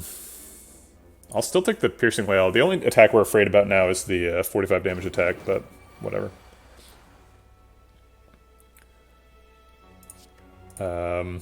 Seems like we've got a Burst Catalyst Plus. So now we're setting up for next fight. Take the backflip so we can throw an extra attack and get Pen Nib set up. Looks like we were getting a Happy Flower set up for next fight too. Neat. He's got 600 poison. Alright, I guess that we're supposed to strike Calculated Gamble.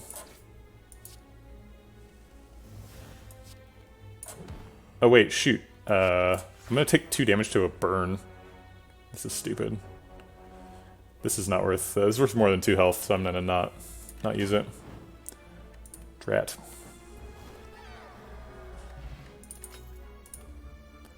Noxious Fumes has been offered 3 floors in a row now. One of them was upgraded. That's the only one we didn't pick, I think. I think we're picking this one, too. Wait, we picked a Calculated Gamble over a Noxious Fumes last floor, and that was a Noxious Fumes Plus. Why are we now picking an unupgraded Noxious Fumes over a Calculated Gamble? Clearly we did this in the wrong order. We should have picked the Noxious Fumes last floor and the Calculated Gamble this floor. Maybe we just skip this floor. I don't know if I really want a second Noxious Fumes. It's just here for getting rid of artifact charges, and we already do a amazing job of that with like Ear Funnel and like Burst Crippling Cloud and stuff. Piercing Wails. I think we're just skipping here. Maybe now that we have 2 Calculated Gambles, we pick Sneaky Strike? No. We need to draw cards. Okay, is this the recall? No, we're probably recalling like here or something, depending on how this fight goes. So this is an upgrade. Well-Laid Plans wants it, Burst wants it. I think those are the top tier ones. Second tier is like Piercing Wail, Noxious Fumes, Backflip, Bouncing Flask. I think Well-Laid Plans is more important than Burst. Burst is cute. It's cute that you can like burst and then double Catalyst Plus for, what would that be? 81 times poison.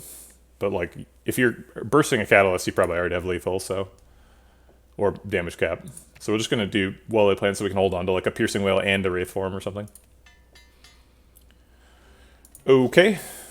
Doing silent stuff. This should be no problem. Got a block for 17. I guess that's a bit of a problem. Probably this is the block pot. Well, so we'll just like block pot, defend, and then do both Bouncing Flasks. Yeah. Finally, the block pot gets his turn. Get that sweet letter opener proc. We'll just kill him with letter opener and bronze scales. I'm pretty sure that's scalable, right? Let's backflip to look for a catalyst. Nope. I was hoping to burst a catalyst right there. I'll just Noxious Fumes instead. Piercing Wail's terrible in the fight, so I'll just use it.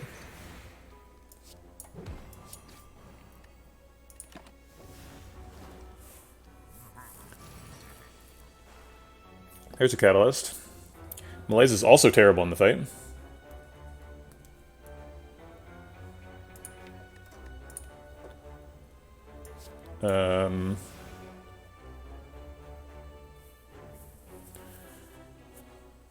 If we blur, we do toss some block in towards the first attack. I think I'd rather just Malaise, though. I think that blocks for more.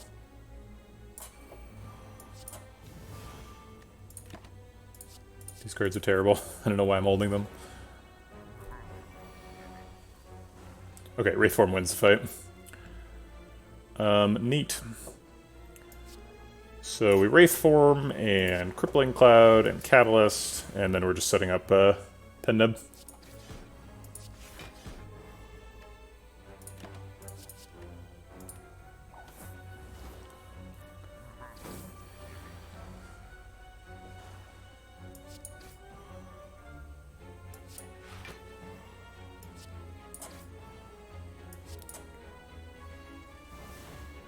Okay, I'll take it.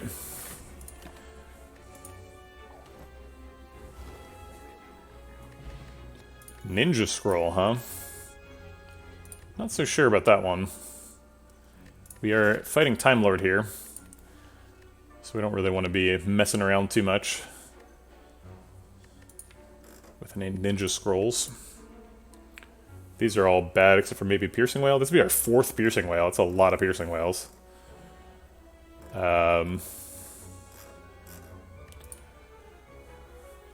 We get Collector bonus for Piercing Wail.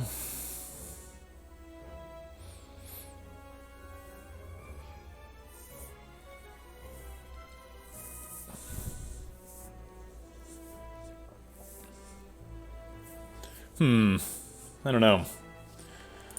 We're definitely skipping the Ninja Scroll. I think that doesn't basically do anything for us.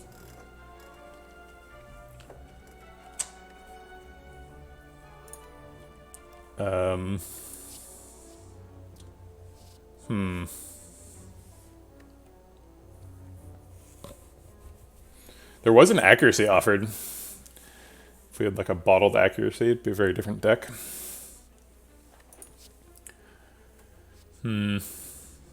I will take a 4th Piercing Wail. I do like maybe some Piercing Wails.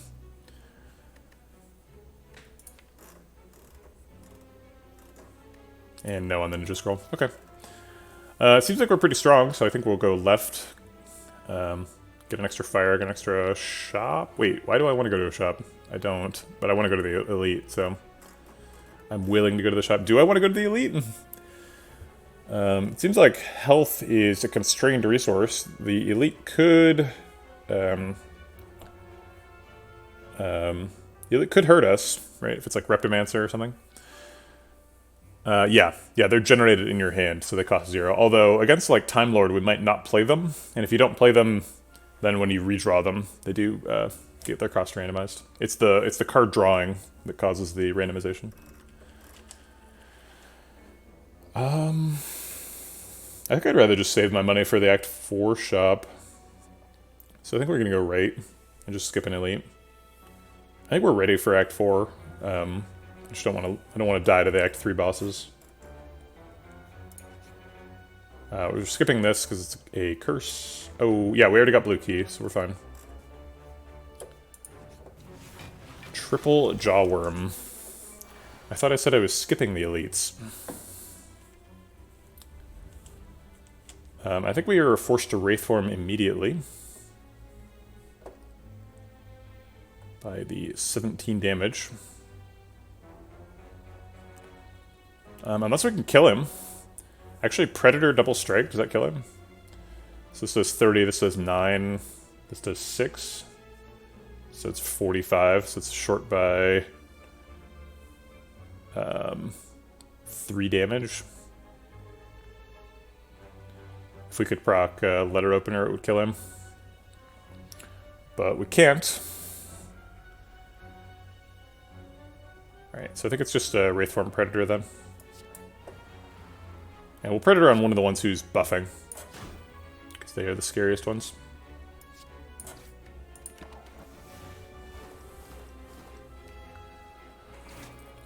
Alright, the scary fight.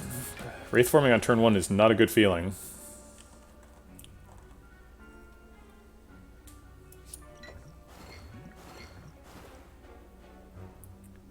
Alright, Catalyst will deal with him.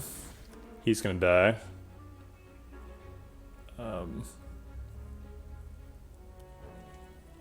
And then I guess we're just striking this one now.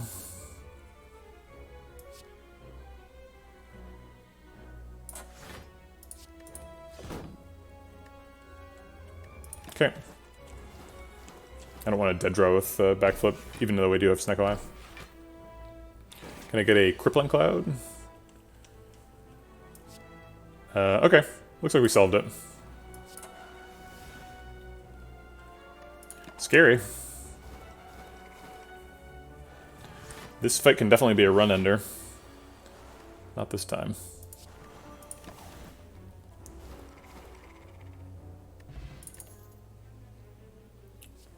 We've got a ton of cards in the deck, so we definitely don't want any of these. This is just garbage.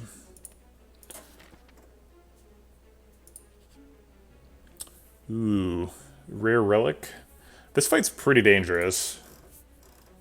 And it seems kind of unnecessary. Rare Relics are really good, though. Could be like Snecko Tail, or what is it called? Serpent Tail? Snake Tail? Lizard Tail. Lizard Tail. Could be Lizard Tail, could be like Fossilized Helix, or like Captain's Wheel, or isn't there a rare Poison Synergy Relic? Which one is that?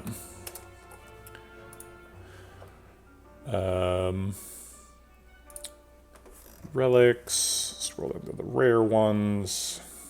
Yeah, the Specimen is rare. Specimen would be pretty helpful for like Awakened one. Or Donideka. By the time one of Donideka dies, the fight's usually over, though. I think I'll fight it. Why am I doing this? Why would I fight this? This is just like an elite. I skipped an elite earlier for the express purpose of saving health for Act 4. This fight is always so tempting. I want to do it. I'm going to do it. You can't stop me. Okay. Hopefully we don't die.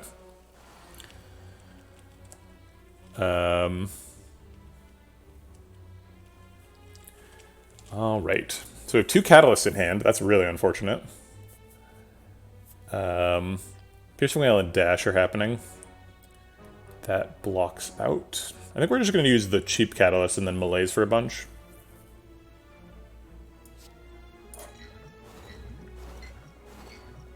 Screw this guy, huh? Okay.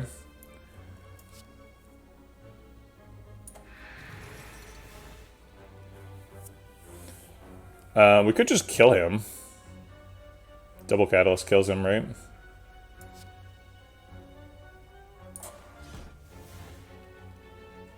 But he's already dead next turn.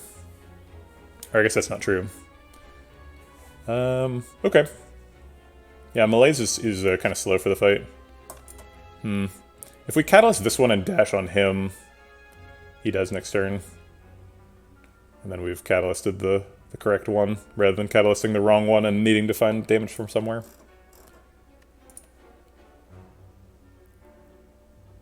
Catalyst is just way more effective on this one, though.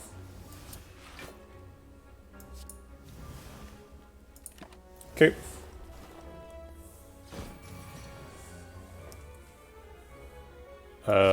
Balance of Glass seems good. I think Wraith form is safe here. And then might as well develop Noxious Fumes and Well-Laid Plans.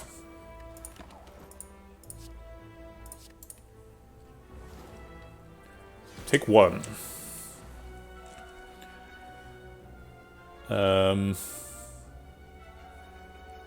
Seems like we're setting up Pendip for next fight. But maybe this is just like calculated gamble. This hand's kind of garbage. It's got a burst in it, though.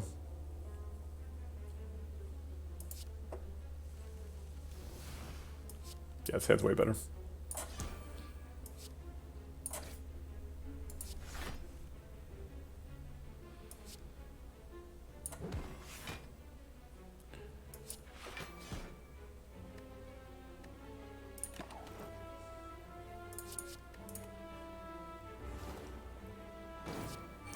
Alright, can I have 3 more attacks, please?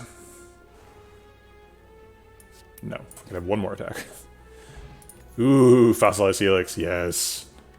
Alright, it was worth it. We took 1 damage, got a Fossilized Helix. Seems amazing. Reflex is a hell of a card. Got a couple of calculated gambles for it.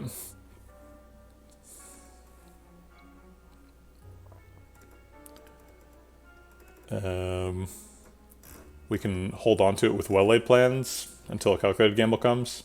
I don't know, there's only 2 calculated gambles in the deck, and it's a 35-card deck. But that's kind of an argument for Reflex, right? Because, like, we need to draw through the deck, and Reflex does that.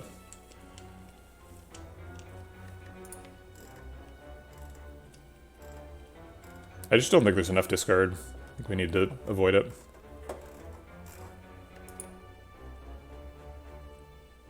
Dash Plus is a hell of a card with Snecko Eye. Block for 13. Random cost. We never found like a leg sweep or anything.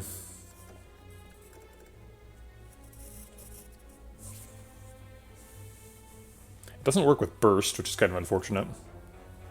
I'd rather it be a skill than an attack right now. Normally it's great that Dash is an attack, because it helps with the Gremlin Knob, but right now I'd rather it be a skill. I don't know, it'd be our second Dash Plus. It seems like maybe too much. But is it though? No, it's not. We should pick it. Okay, alright, picking. Colorless Pot versus Power Pot. I think Power Pot's probably more useful for emergencies. That's true, we do have Burst Gamble, and that has come up. If we'd picked the Reflex, Burst Gamble would have been a good idea.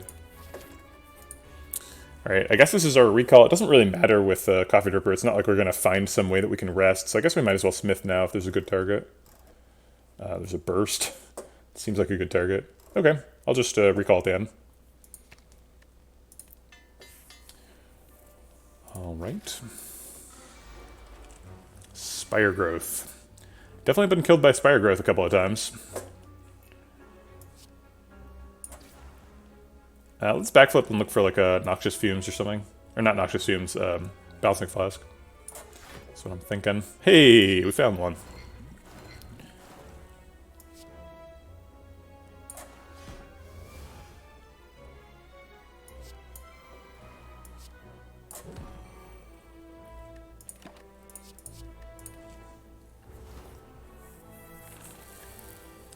Alright. The Constricted happens first, so we need to block for 12 if we want the buffer to hit the 25. I guess we have Lethal. And then the buffer just blocks the 12. And we're already set up on Pednib, set up on Happy Flower too. Seems good.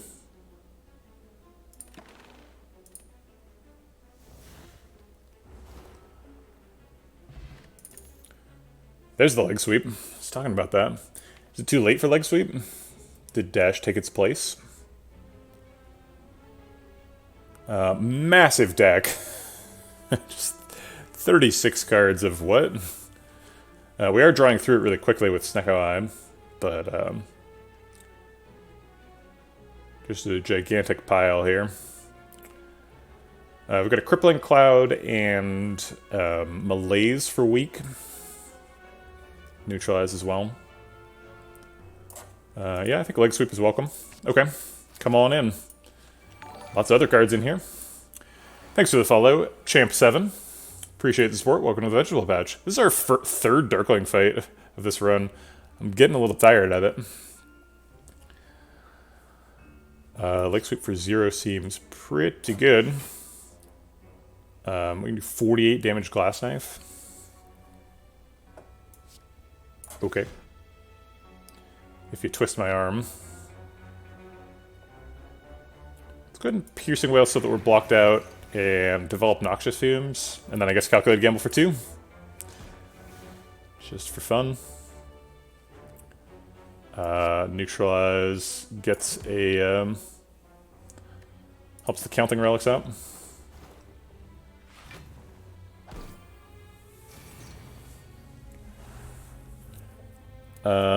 Crap. I guess we're calculated gambling for 3. Just looking for an answer.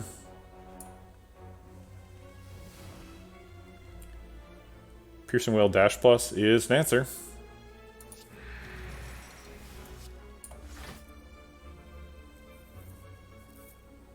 We still lose the buffer.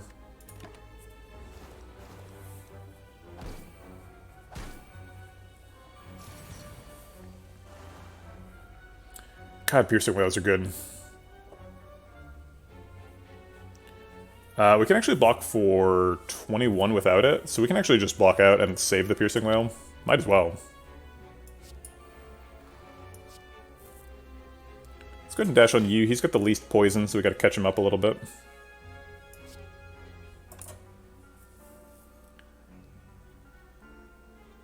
I think I'm gonna throw away the blur, because I want to play Predator.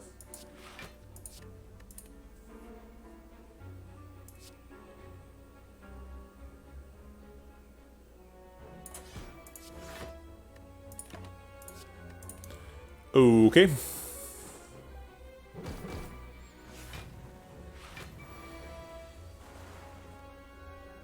So he's dead. We got to block for 29 or kill people. We have Burst plus Crippling Cloud Catalyst. Seems like that's probably lethal. It's 14 AoE poison. Yeah, it seems very lethal. So we don't have to play Catalyst. We're just setting up Pendeb for next fight now. Because everybody's dead. Let's go ahead and double backflip, try and find some more attacks. And fail. Spooky Ghost. Okay. Many Darklings, all the Darklings. We've killed 9 total Darklings this run. I knew that you could get Darklings twice. I always sort of thought that was because they were in both the easy and the hard pool. But we encountered them twice in the hard pool this time. Very strange. Nope, these are all terrible. Attack pot, no thank you. And we have to recall, so we can go to Act 4. Okay, on to the end game. Time Eater and such. I would like to play Well-Laid Plans and Poison Stab, but that's not in the cards. So I guess it's just Well-Laid Plans.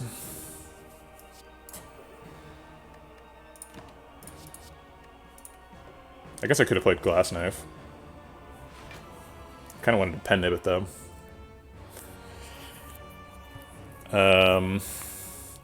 Piercing Whale is always happening. It's possibly Burst Piercing Whale. I kind of want to hold the Piercing Whale if I can, or the Burst if I can. So if we Piercing Whale, he loses 8 strength. He is attacking for 8. So Piercing Whale actually takes him to 0. He's doing 12 because we're vulnerable. So that seems good. Versus you, it's Snail Crazy. Alright everybody, let's beat up Snail Crazy. I'm gonna go ahead and... No, I can't Glass Knife now, it's for 0 damage. I guess I'll just let the Glass Knife shuffle away and hold on to Burst Dash.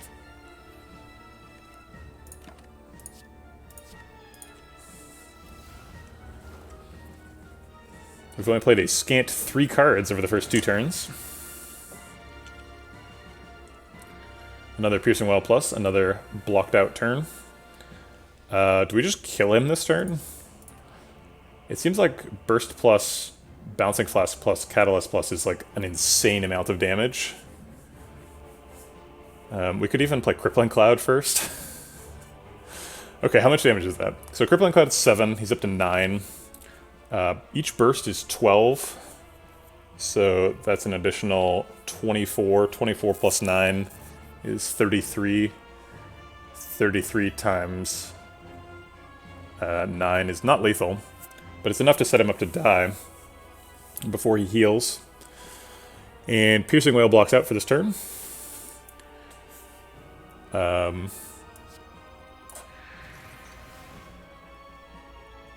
Is it too many cards? 1, 2, 3, 4, 5, 6? Nope.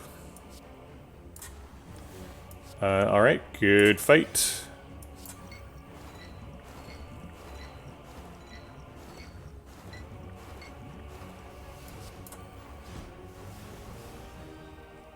Alright, Time Lord, you tried real hard. You didn't quite get there this time.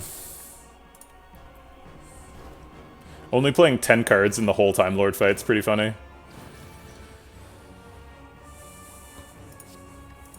I guess we play 2 attacks now to set up Pen Nib for next fight. Yeah, we completely dunked on Snail Crazy this run. Sorry, Snail. Alright, next please. I'm not sure if I'm happy or sad to see Donudeka. I guess sad, because they're hitting me right now really hard. And I can't stop them. I guess we block for 13 with Survivor Defend, and then 12 bounces off the buffer.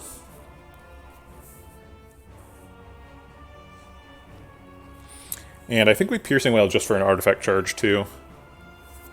So it's like Defend, Survivor, Noxious, Piercing Whale. Okay.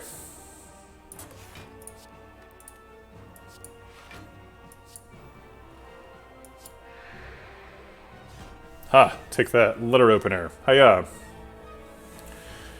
Your regular donuts don't have flappy bits like that? Yeah, you're not cooking them long enough. If they don't have nipples floating around, they're undercooked.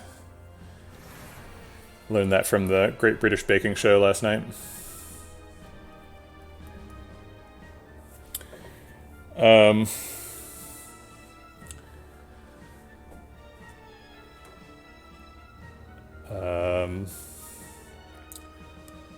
So Piercing Whale blocks for quite a bit, and by quite a bit I mean not nearly enough.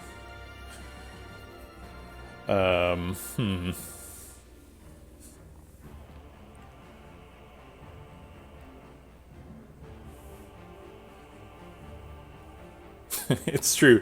Donu is not very appetizing, that's fair. How do we block this turn? Jeez, these guys hit so hard. Maybe we're playing this 3 energy backflip.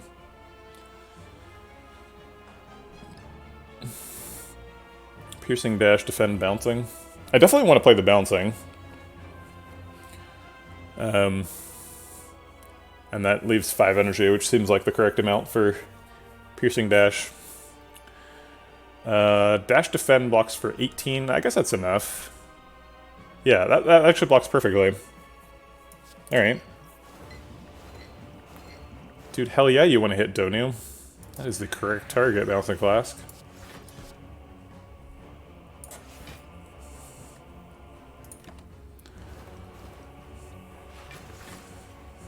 Maybe I was supposed to drink Cultist Pot at the beginning of this fight. It looks kind of scary.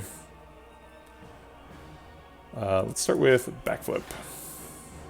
Where are my catalysts? What is going on? No catalyst, no Wraith Form, we're halfway through the deck. I guess that I will find them. Go, Calculated Gamble. Get me my catalysts. Thank you. There's another one here. Could roll again.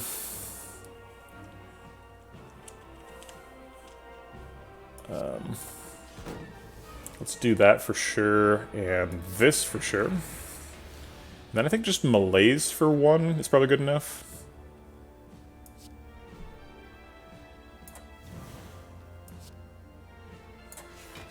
Okay.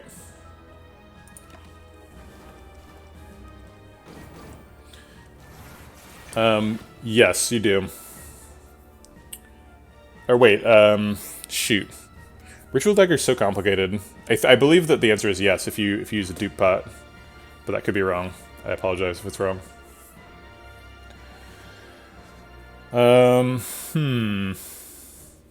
We do not have well-laid plans up. I kind of want to play Burst, Crippling Cloud, Piercing Whale. And skip the catalyst. It's just an expensive catalyst.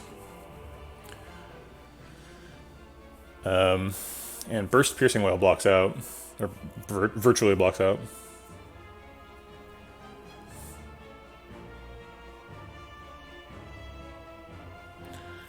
Crippling Cloud does AoE 14 damage. That's a total of 28 poison. Burst Catalyst kills Dono on the spot. I guess killing Dono on the spot's pretty good.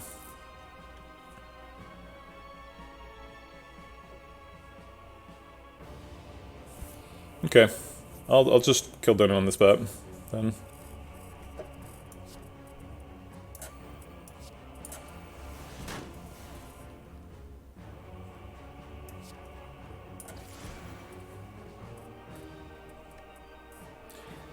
Piercing Whale's pretty good in next shuffle against Deca. Feels weird to skip Wraith form. I don't know. I feel vulnerable.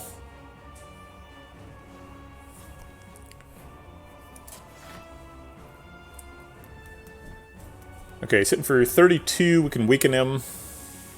It didn't count. Darn. Yeah, there's some weird interactions with Ritual Dagger like that. I apologize for misleading you. I'm always confused myself. 2 ways to weaken in hand. We could either Crippling Cloud or Neutralize.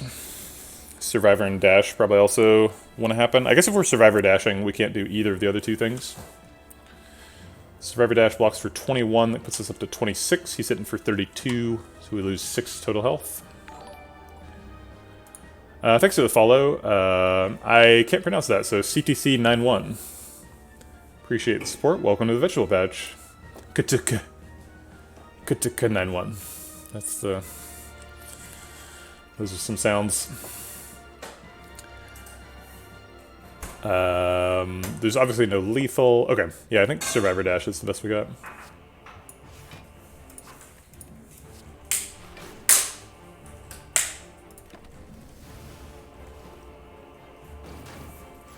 Dude, 5 poison is so low. Okay, great. Here's the Bouncing Flasks. Okay.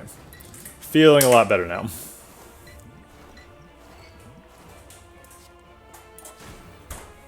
Predator sets up for next turn, too. We're dropping frames? What's going on?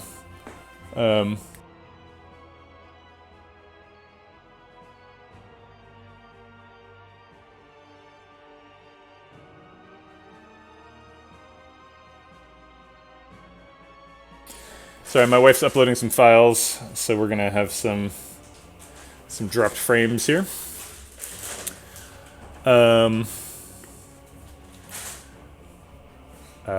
Seems like Wraith Form should probably be happening this turn. Blocks for 2 of his attacks. He's probably dead by the time he attacks the 3rd time. Nope, it's not you, it's me. I am dropping a ton of frames.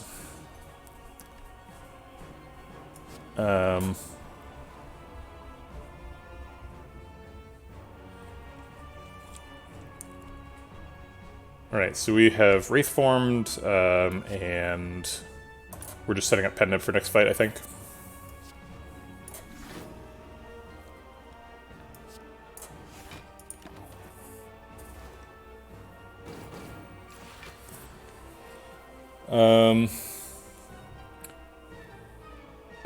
I guess Drake Tools is the line for trying to get the most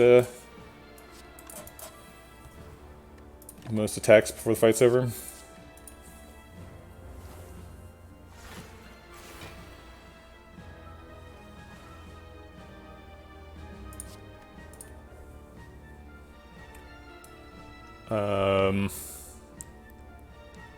I guess it's like defend calculated gamble, or I guess dash calculated gamble, because that's an attack. Oh wait, so it's neutralize.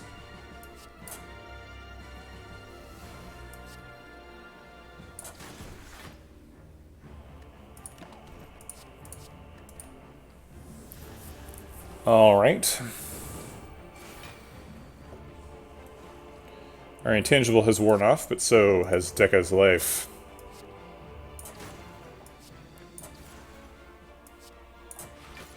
We got ourselves a neat little Happy Flower and Pen Nib setup for Act 4. Yeah, it would be really nice if we had more upstream bandwidth in the house. I'd appreciate that. Looks like we've stopped dropping frames for the moment. Maybe she's done. Qatar doesn't believe in internet access. Bold move to be making here on the internet, Qatar. Dun dun dun. Alright, got 60 health for Act 4. Seems like it should be enough. Upgraded Piercing Whale is actually not very useful for Act 4. It like doesn't hit as many breakpoints in Act 4 as it does in Act 3. It's mostly useful for Spire Spear, because Piercing Whale on Heart is either like reducing his damage to 0 or ineffective.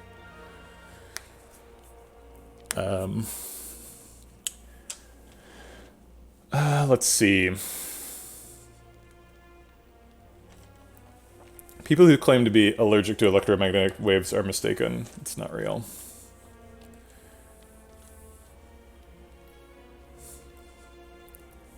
It's like being allergic to purple.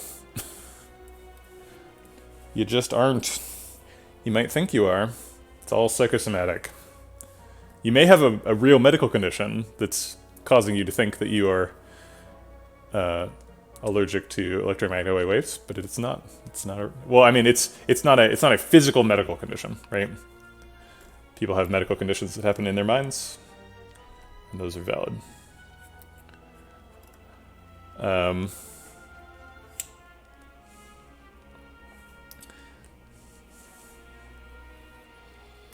People can definitely be sensitive to electromagnetic radiation. If you have a whatchamacallit, migraine, you're going to be sensitive to light, right?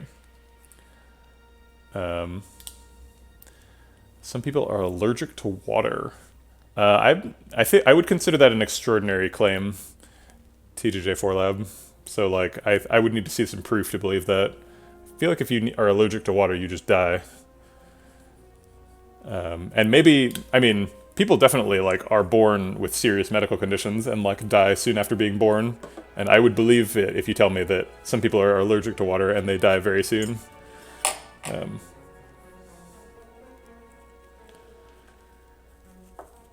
To it on their skin, not ingestion. I could believe that. That's right. Water is a drug with 100% mortality rate. Aquagenic urticaria is a rare condition where people get an allergic reaction to water after it contacts their skin. Yeah. Sure.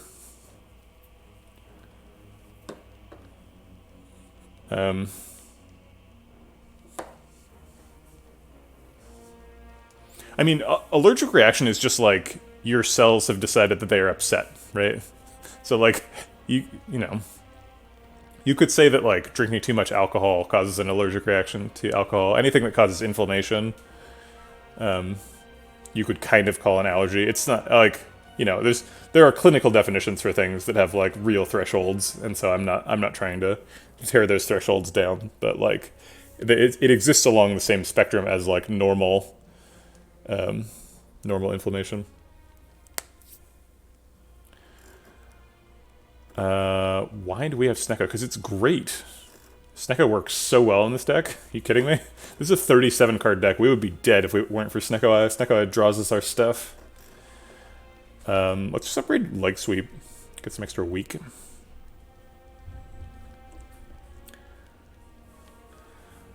I think that I'm gonna say for sure the EMF thing can't happen, because like so the deal with like non-ionizing radiation is like it doesn't penetrate your skin, or like for low frequency radiation it passes all the way through you without affecting you. So it's like, it seems like in order for someone to be sensitive to it at all would require some extraordinary situation. And I don't know if anybody's in that extraordinary situation. Yeah, there's a lot of things that are physically possible, and biology is very complicated. So maybe there's room.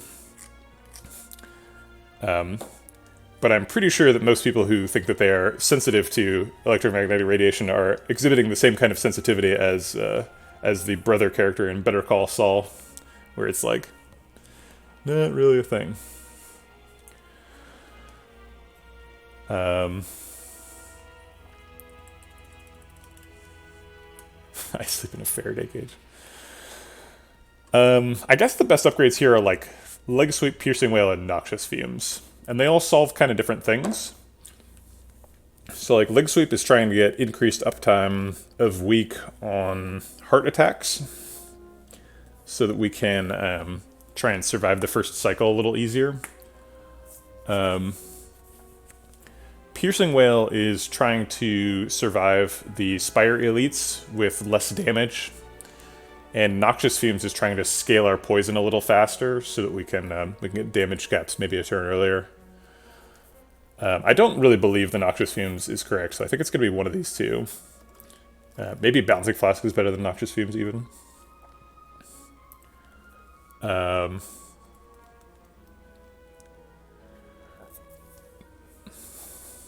Leg Sweep gives us an extra turn of weak. Leg Sweep functions in both the Heart and Spire Elite fights, so I think I'm going to do Leg Sweep, because Piercing Wail is only for the Spire Elites. Alright.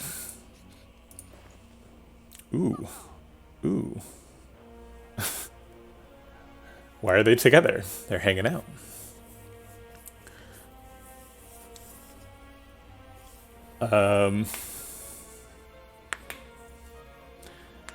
The birds affected by this have actual magnets in their brain. It's about geolocation, not migraines. Actually, it's funny that you should mention that, Le Vagabond. There have been many studies conducted on humans to see if humans are able to magnetically orient. And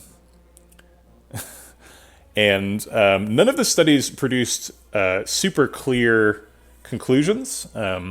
A lot of the time it's pretty problematic to suss that out, because humans are intelligent and they sort of cover their instincts with noise, right? Because they have some reason for thinking the thing. So it's difficult to do a study that actually works, but a meta-analysis of studies suggested that humans probably are able to, in some limited capacity, orient in the same way as birds. But it's probably a very latent feature of biology that we're not practically using. Yeah, it's too bad that we can't afford Ghost in a Jar card remove, for example, would be really nice. We're 1 gold off from that. Ghost in a Jar, Snecko Skull card remove. Yeah, Specimen would be nice. We probably should pick Snecko Skull because we have Snecko Eye, and then we would become a Snecko, right? That's the full set. That's the Snecko set. So that's nice. Footwork is also here. We could theoretically pick a Footwork. Seems like that's probably not good enough. Yeah, meow. That's true.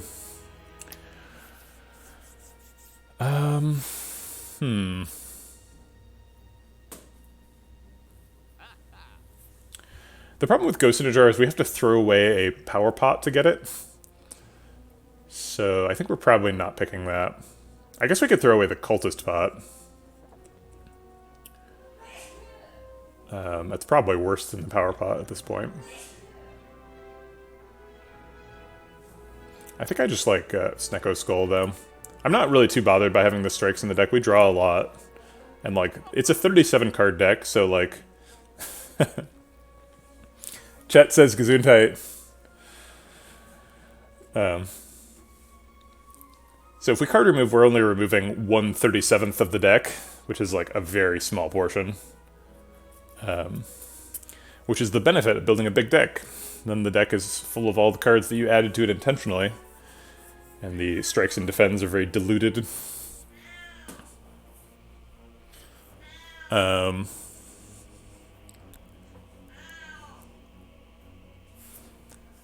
Yeah, I think I'm going to pick the Snecko Skull. Seems really good. Seems like it scales this up really fast. Okay. And no backflip.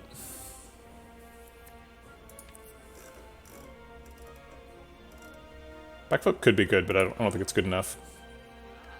Alright.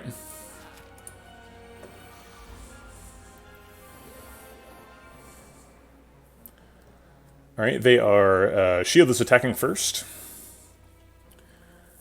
We could Piercing Wail and then Malaise Spear for a bunch. And then Strike to turn around and take... or I guess the buffer would take that. So if we do that, we Malaise him for 5. He wouldn't attack this turn at all. Next turn he would attack, but for much less. Also guarantees a good use of the buffer.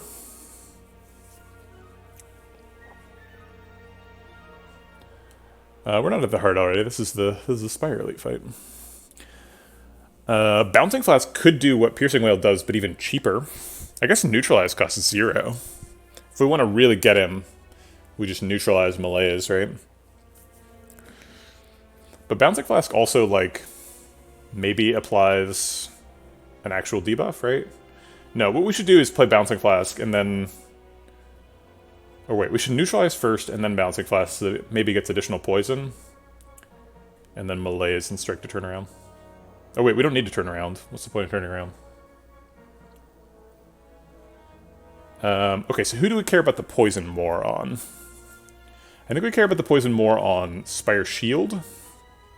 Because he has less health, so we can Catalyst him to death earlier. And we're about to Malaise Spire Spear out of existence. Yeah, we're definitely going to Malaise Malfalfa. So the plan is we Malaise to eliminate Spire Spear's damage and buffer blocks the shield. So we're going to neutralize there. Which is the lamest pen nib of all time. Okay, fair enough. And then Malaise for 6, so you stop attacking. And where does the strike go? We don't have to turn around for damage purposes because buffer's blocking it. So it's just where do we want the 6 damage?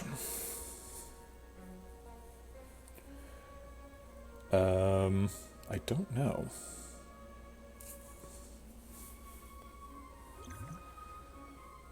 Yeah, so buffer is the name of a defect card that does the same thing, but it's because of Fossilized Helix here. So they have the same prevent the first time you take damage, but we don't have a blue card in the deck. Yep, we're still doing the Coffee Dripper run.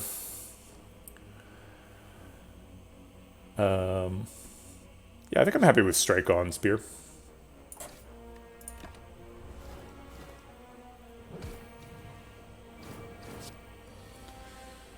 Alright. So Dash blocks out.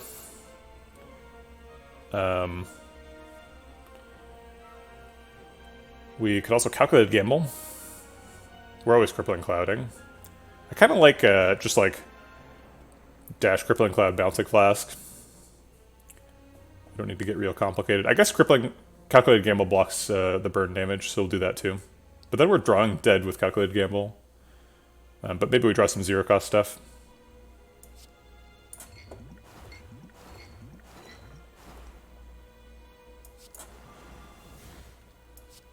Oh well. Okay.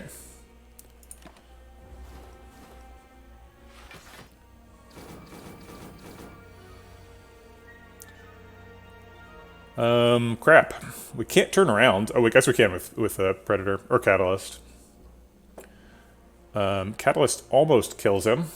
22 goes to 66. We might need to Power Pot for Wraith Form here. It turns into 34 when we turn around. And we can only block for 13. Alright, show me the Wraith Form. That's not it.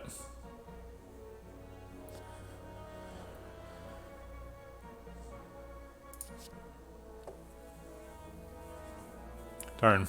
So we're going to lose a bunch of health right before the heart fight. It's too bad.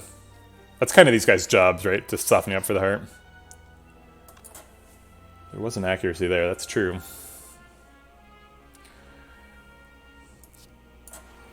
Well, at least he's dead.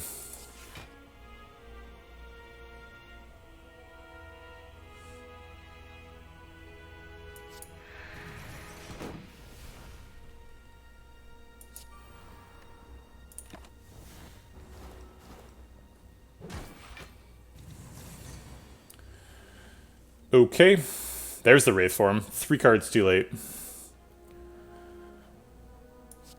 Alright.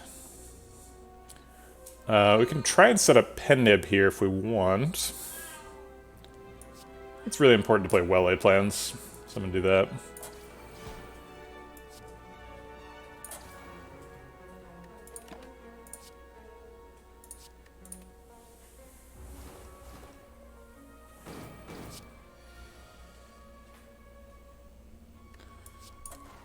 Alright.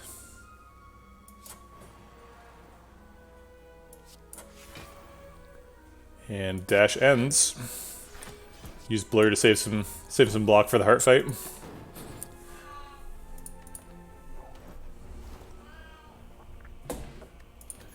A second cultist spot? Okay. I guess we're strength scaling against the heart. That's kind of odd. Maybe we take a skewer then?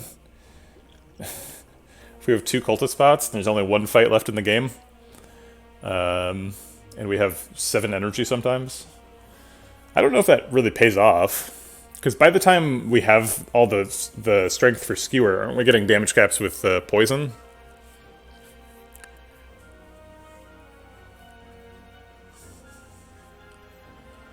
I'm gonna do it. I mean, with two cultist spots, even on turn 2, it could hit pretty hard. I don't know.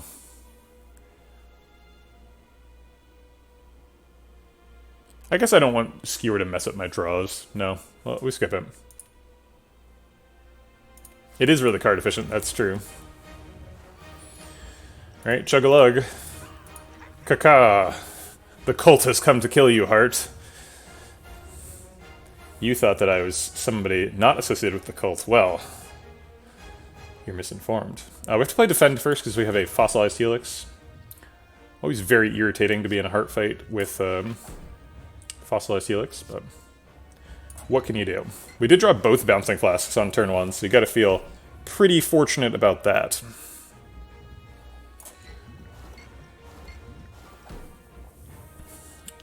So both Crippling Cloud and Leg Sweep are sources of weak for next turn, but Leg Sweep does for the next 2 turns, and Crippling Cloud gets 7 poison. How much does the 7 poison matter? If we get a Catalyst next turn, he goes from 32 to, like, 96.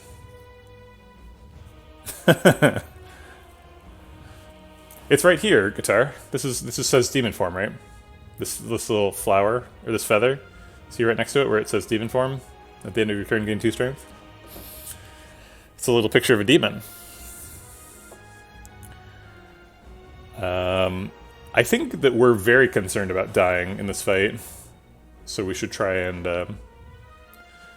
well, Crippling Cloud gets a lot of extra poison, though. But in a burst catalyst situation, we're already damage capping, so we only care if we're getting 1 catalyst next turn. And if we're getting 1 catalyst next turn, it's an extra 21 poison, which is pretty significant.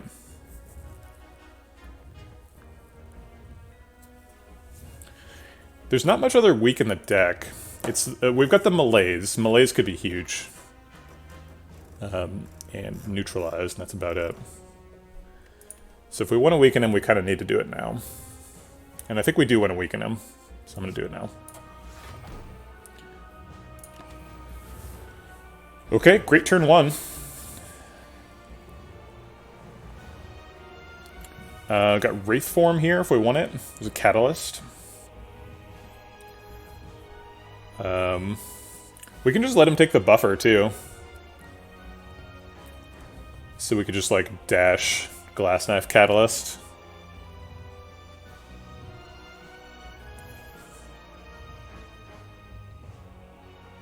We have Bumber? What's Bumber? What are you talking about?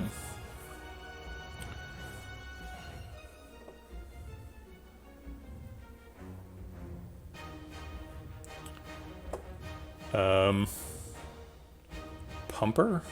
You talking about the heart? Oh lord, he pumpin'. Buffer!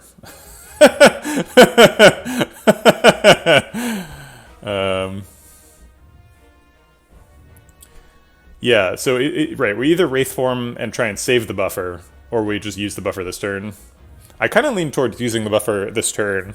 We've got 4 Piercing Whales in the deck, and we've only seen 1 so far, so we're pretty likely to get 1 next turn.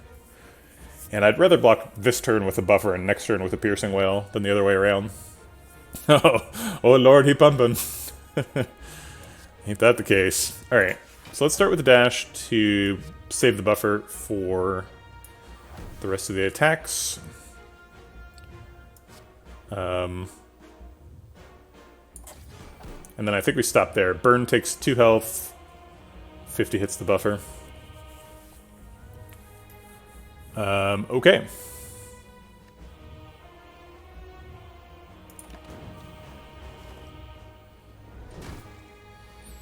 Yeah, and by the time we get any strength at all, we're already like killing him with poison.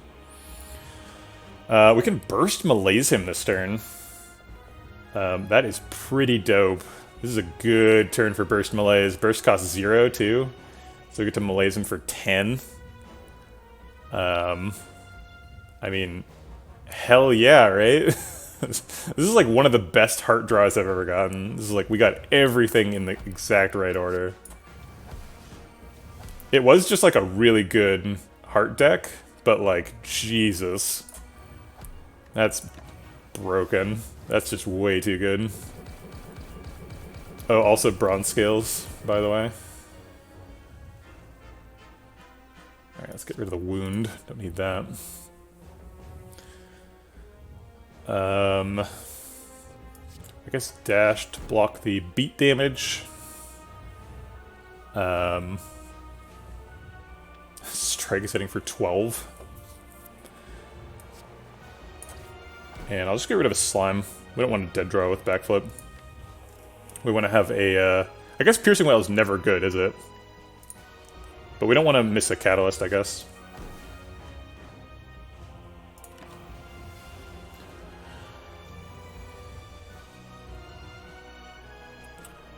We do have Piercing Whale. Piercing Whale is actually pretty good here, because we get to remove an artifact charge with it. Man, everything went super well, but we're still, like, gonna take a bunch of damage to this turn. I guess we don't need Strike. Jesus, the Strike is for 34? Good God, Strike, calm down. Okay. So we need to play, like, Piercing Whale, Poison Stab to get rid of the artifact charges, and then we can play Catalyst. So if we do that, that's 3 of our energy, 5 energy, and then Blur Survivor's the last one. Blur Survivor blocks for 13. We're playing 5 cards, so we're blocking for net 3. So we survive at 10. And then he dies next turn, so that's guaranteed lethal. Seems good.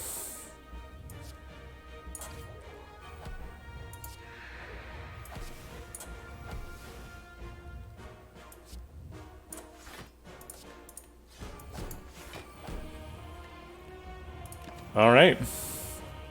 GG. We've got some... We can set up a Pendant for next run, maybe.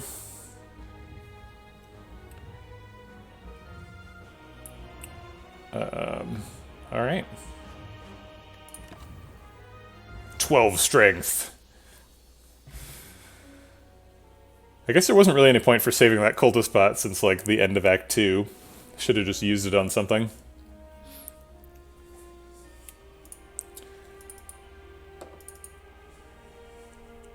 Maybe we should have tried to free a cultist potion at the top. Cultist potions have souls in them, right?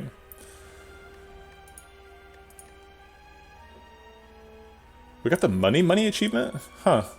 We got 1,001 gold. It didn't seem like we had that much money. We didn't have any, we didn't even have, like, a golden idol. Wonder how we got all that money. That's odd.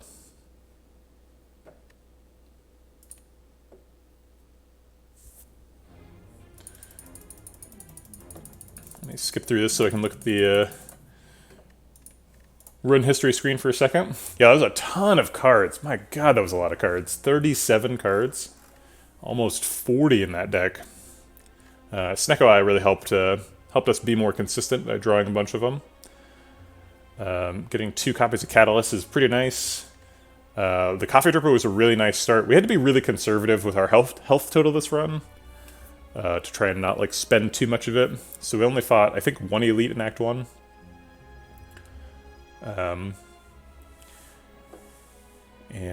Yeah.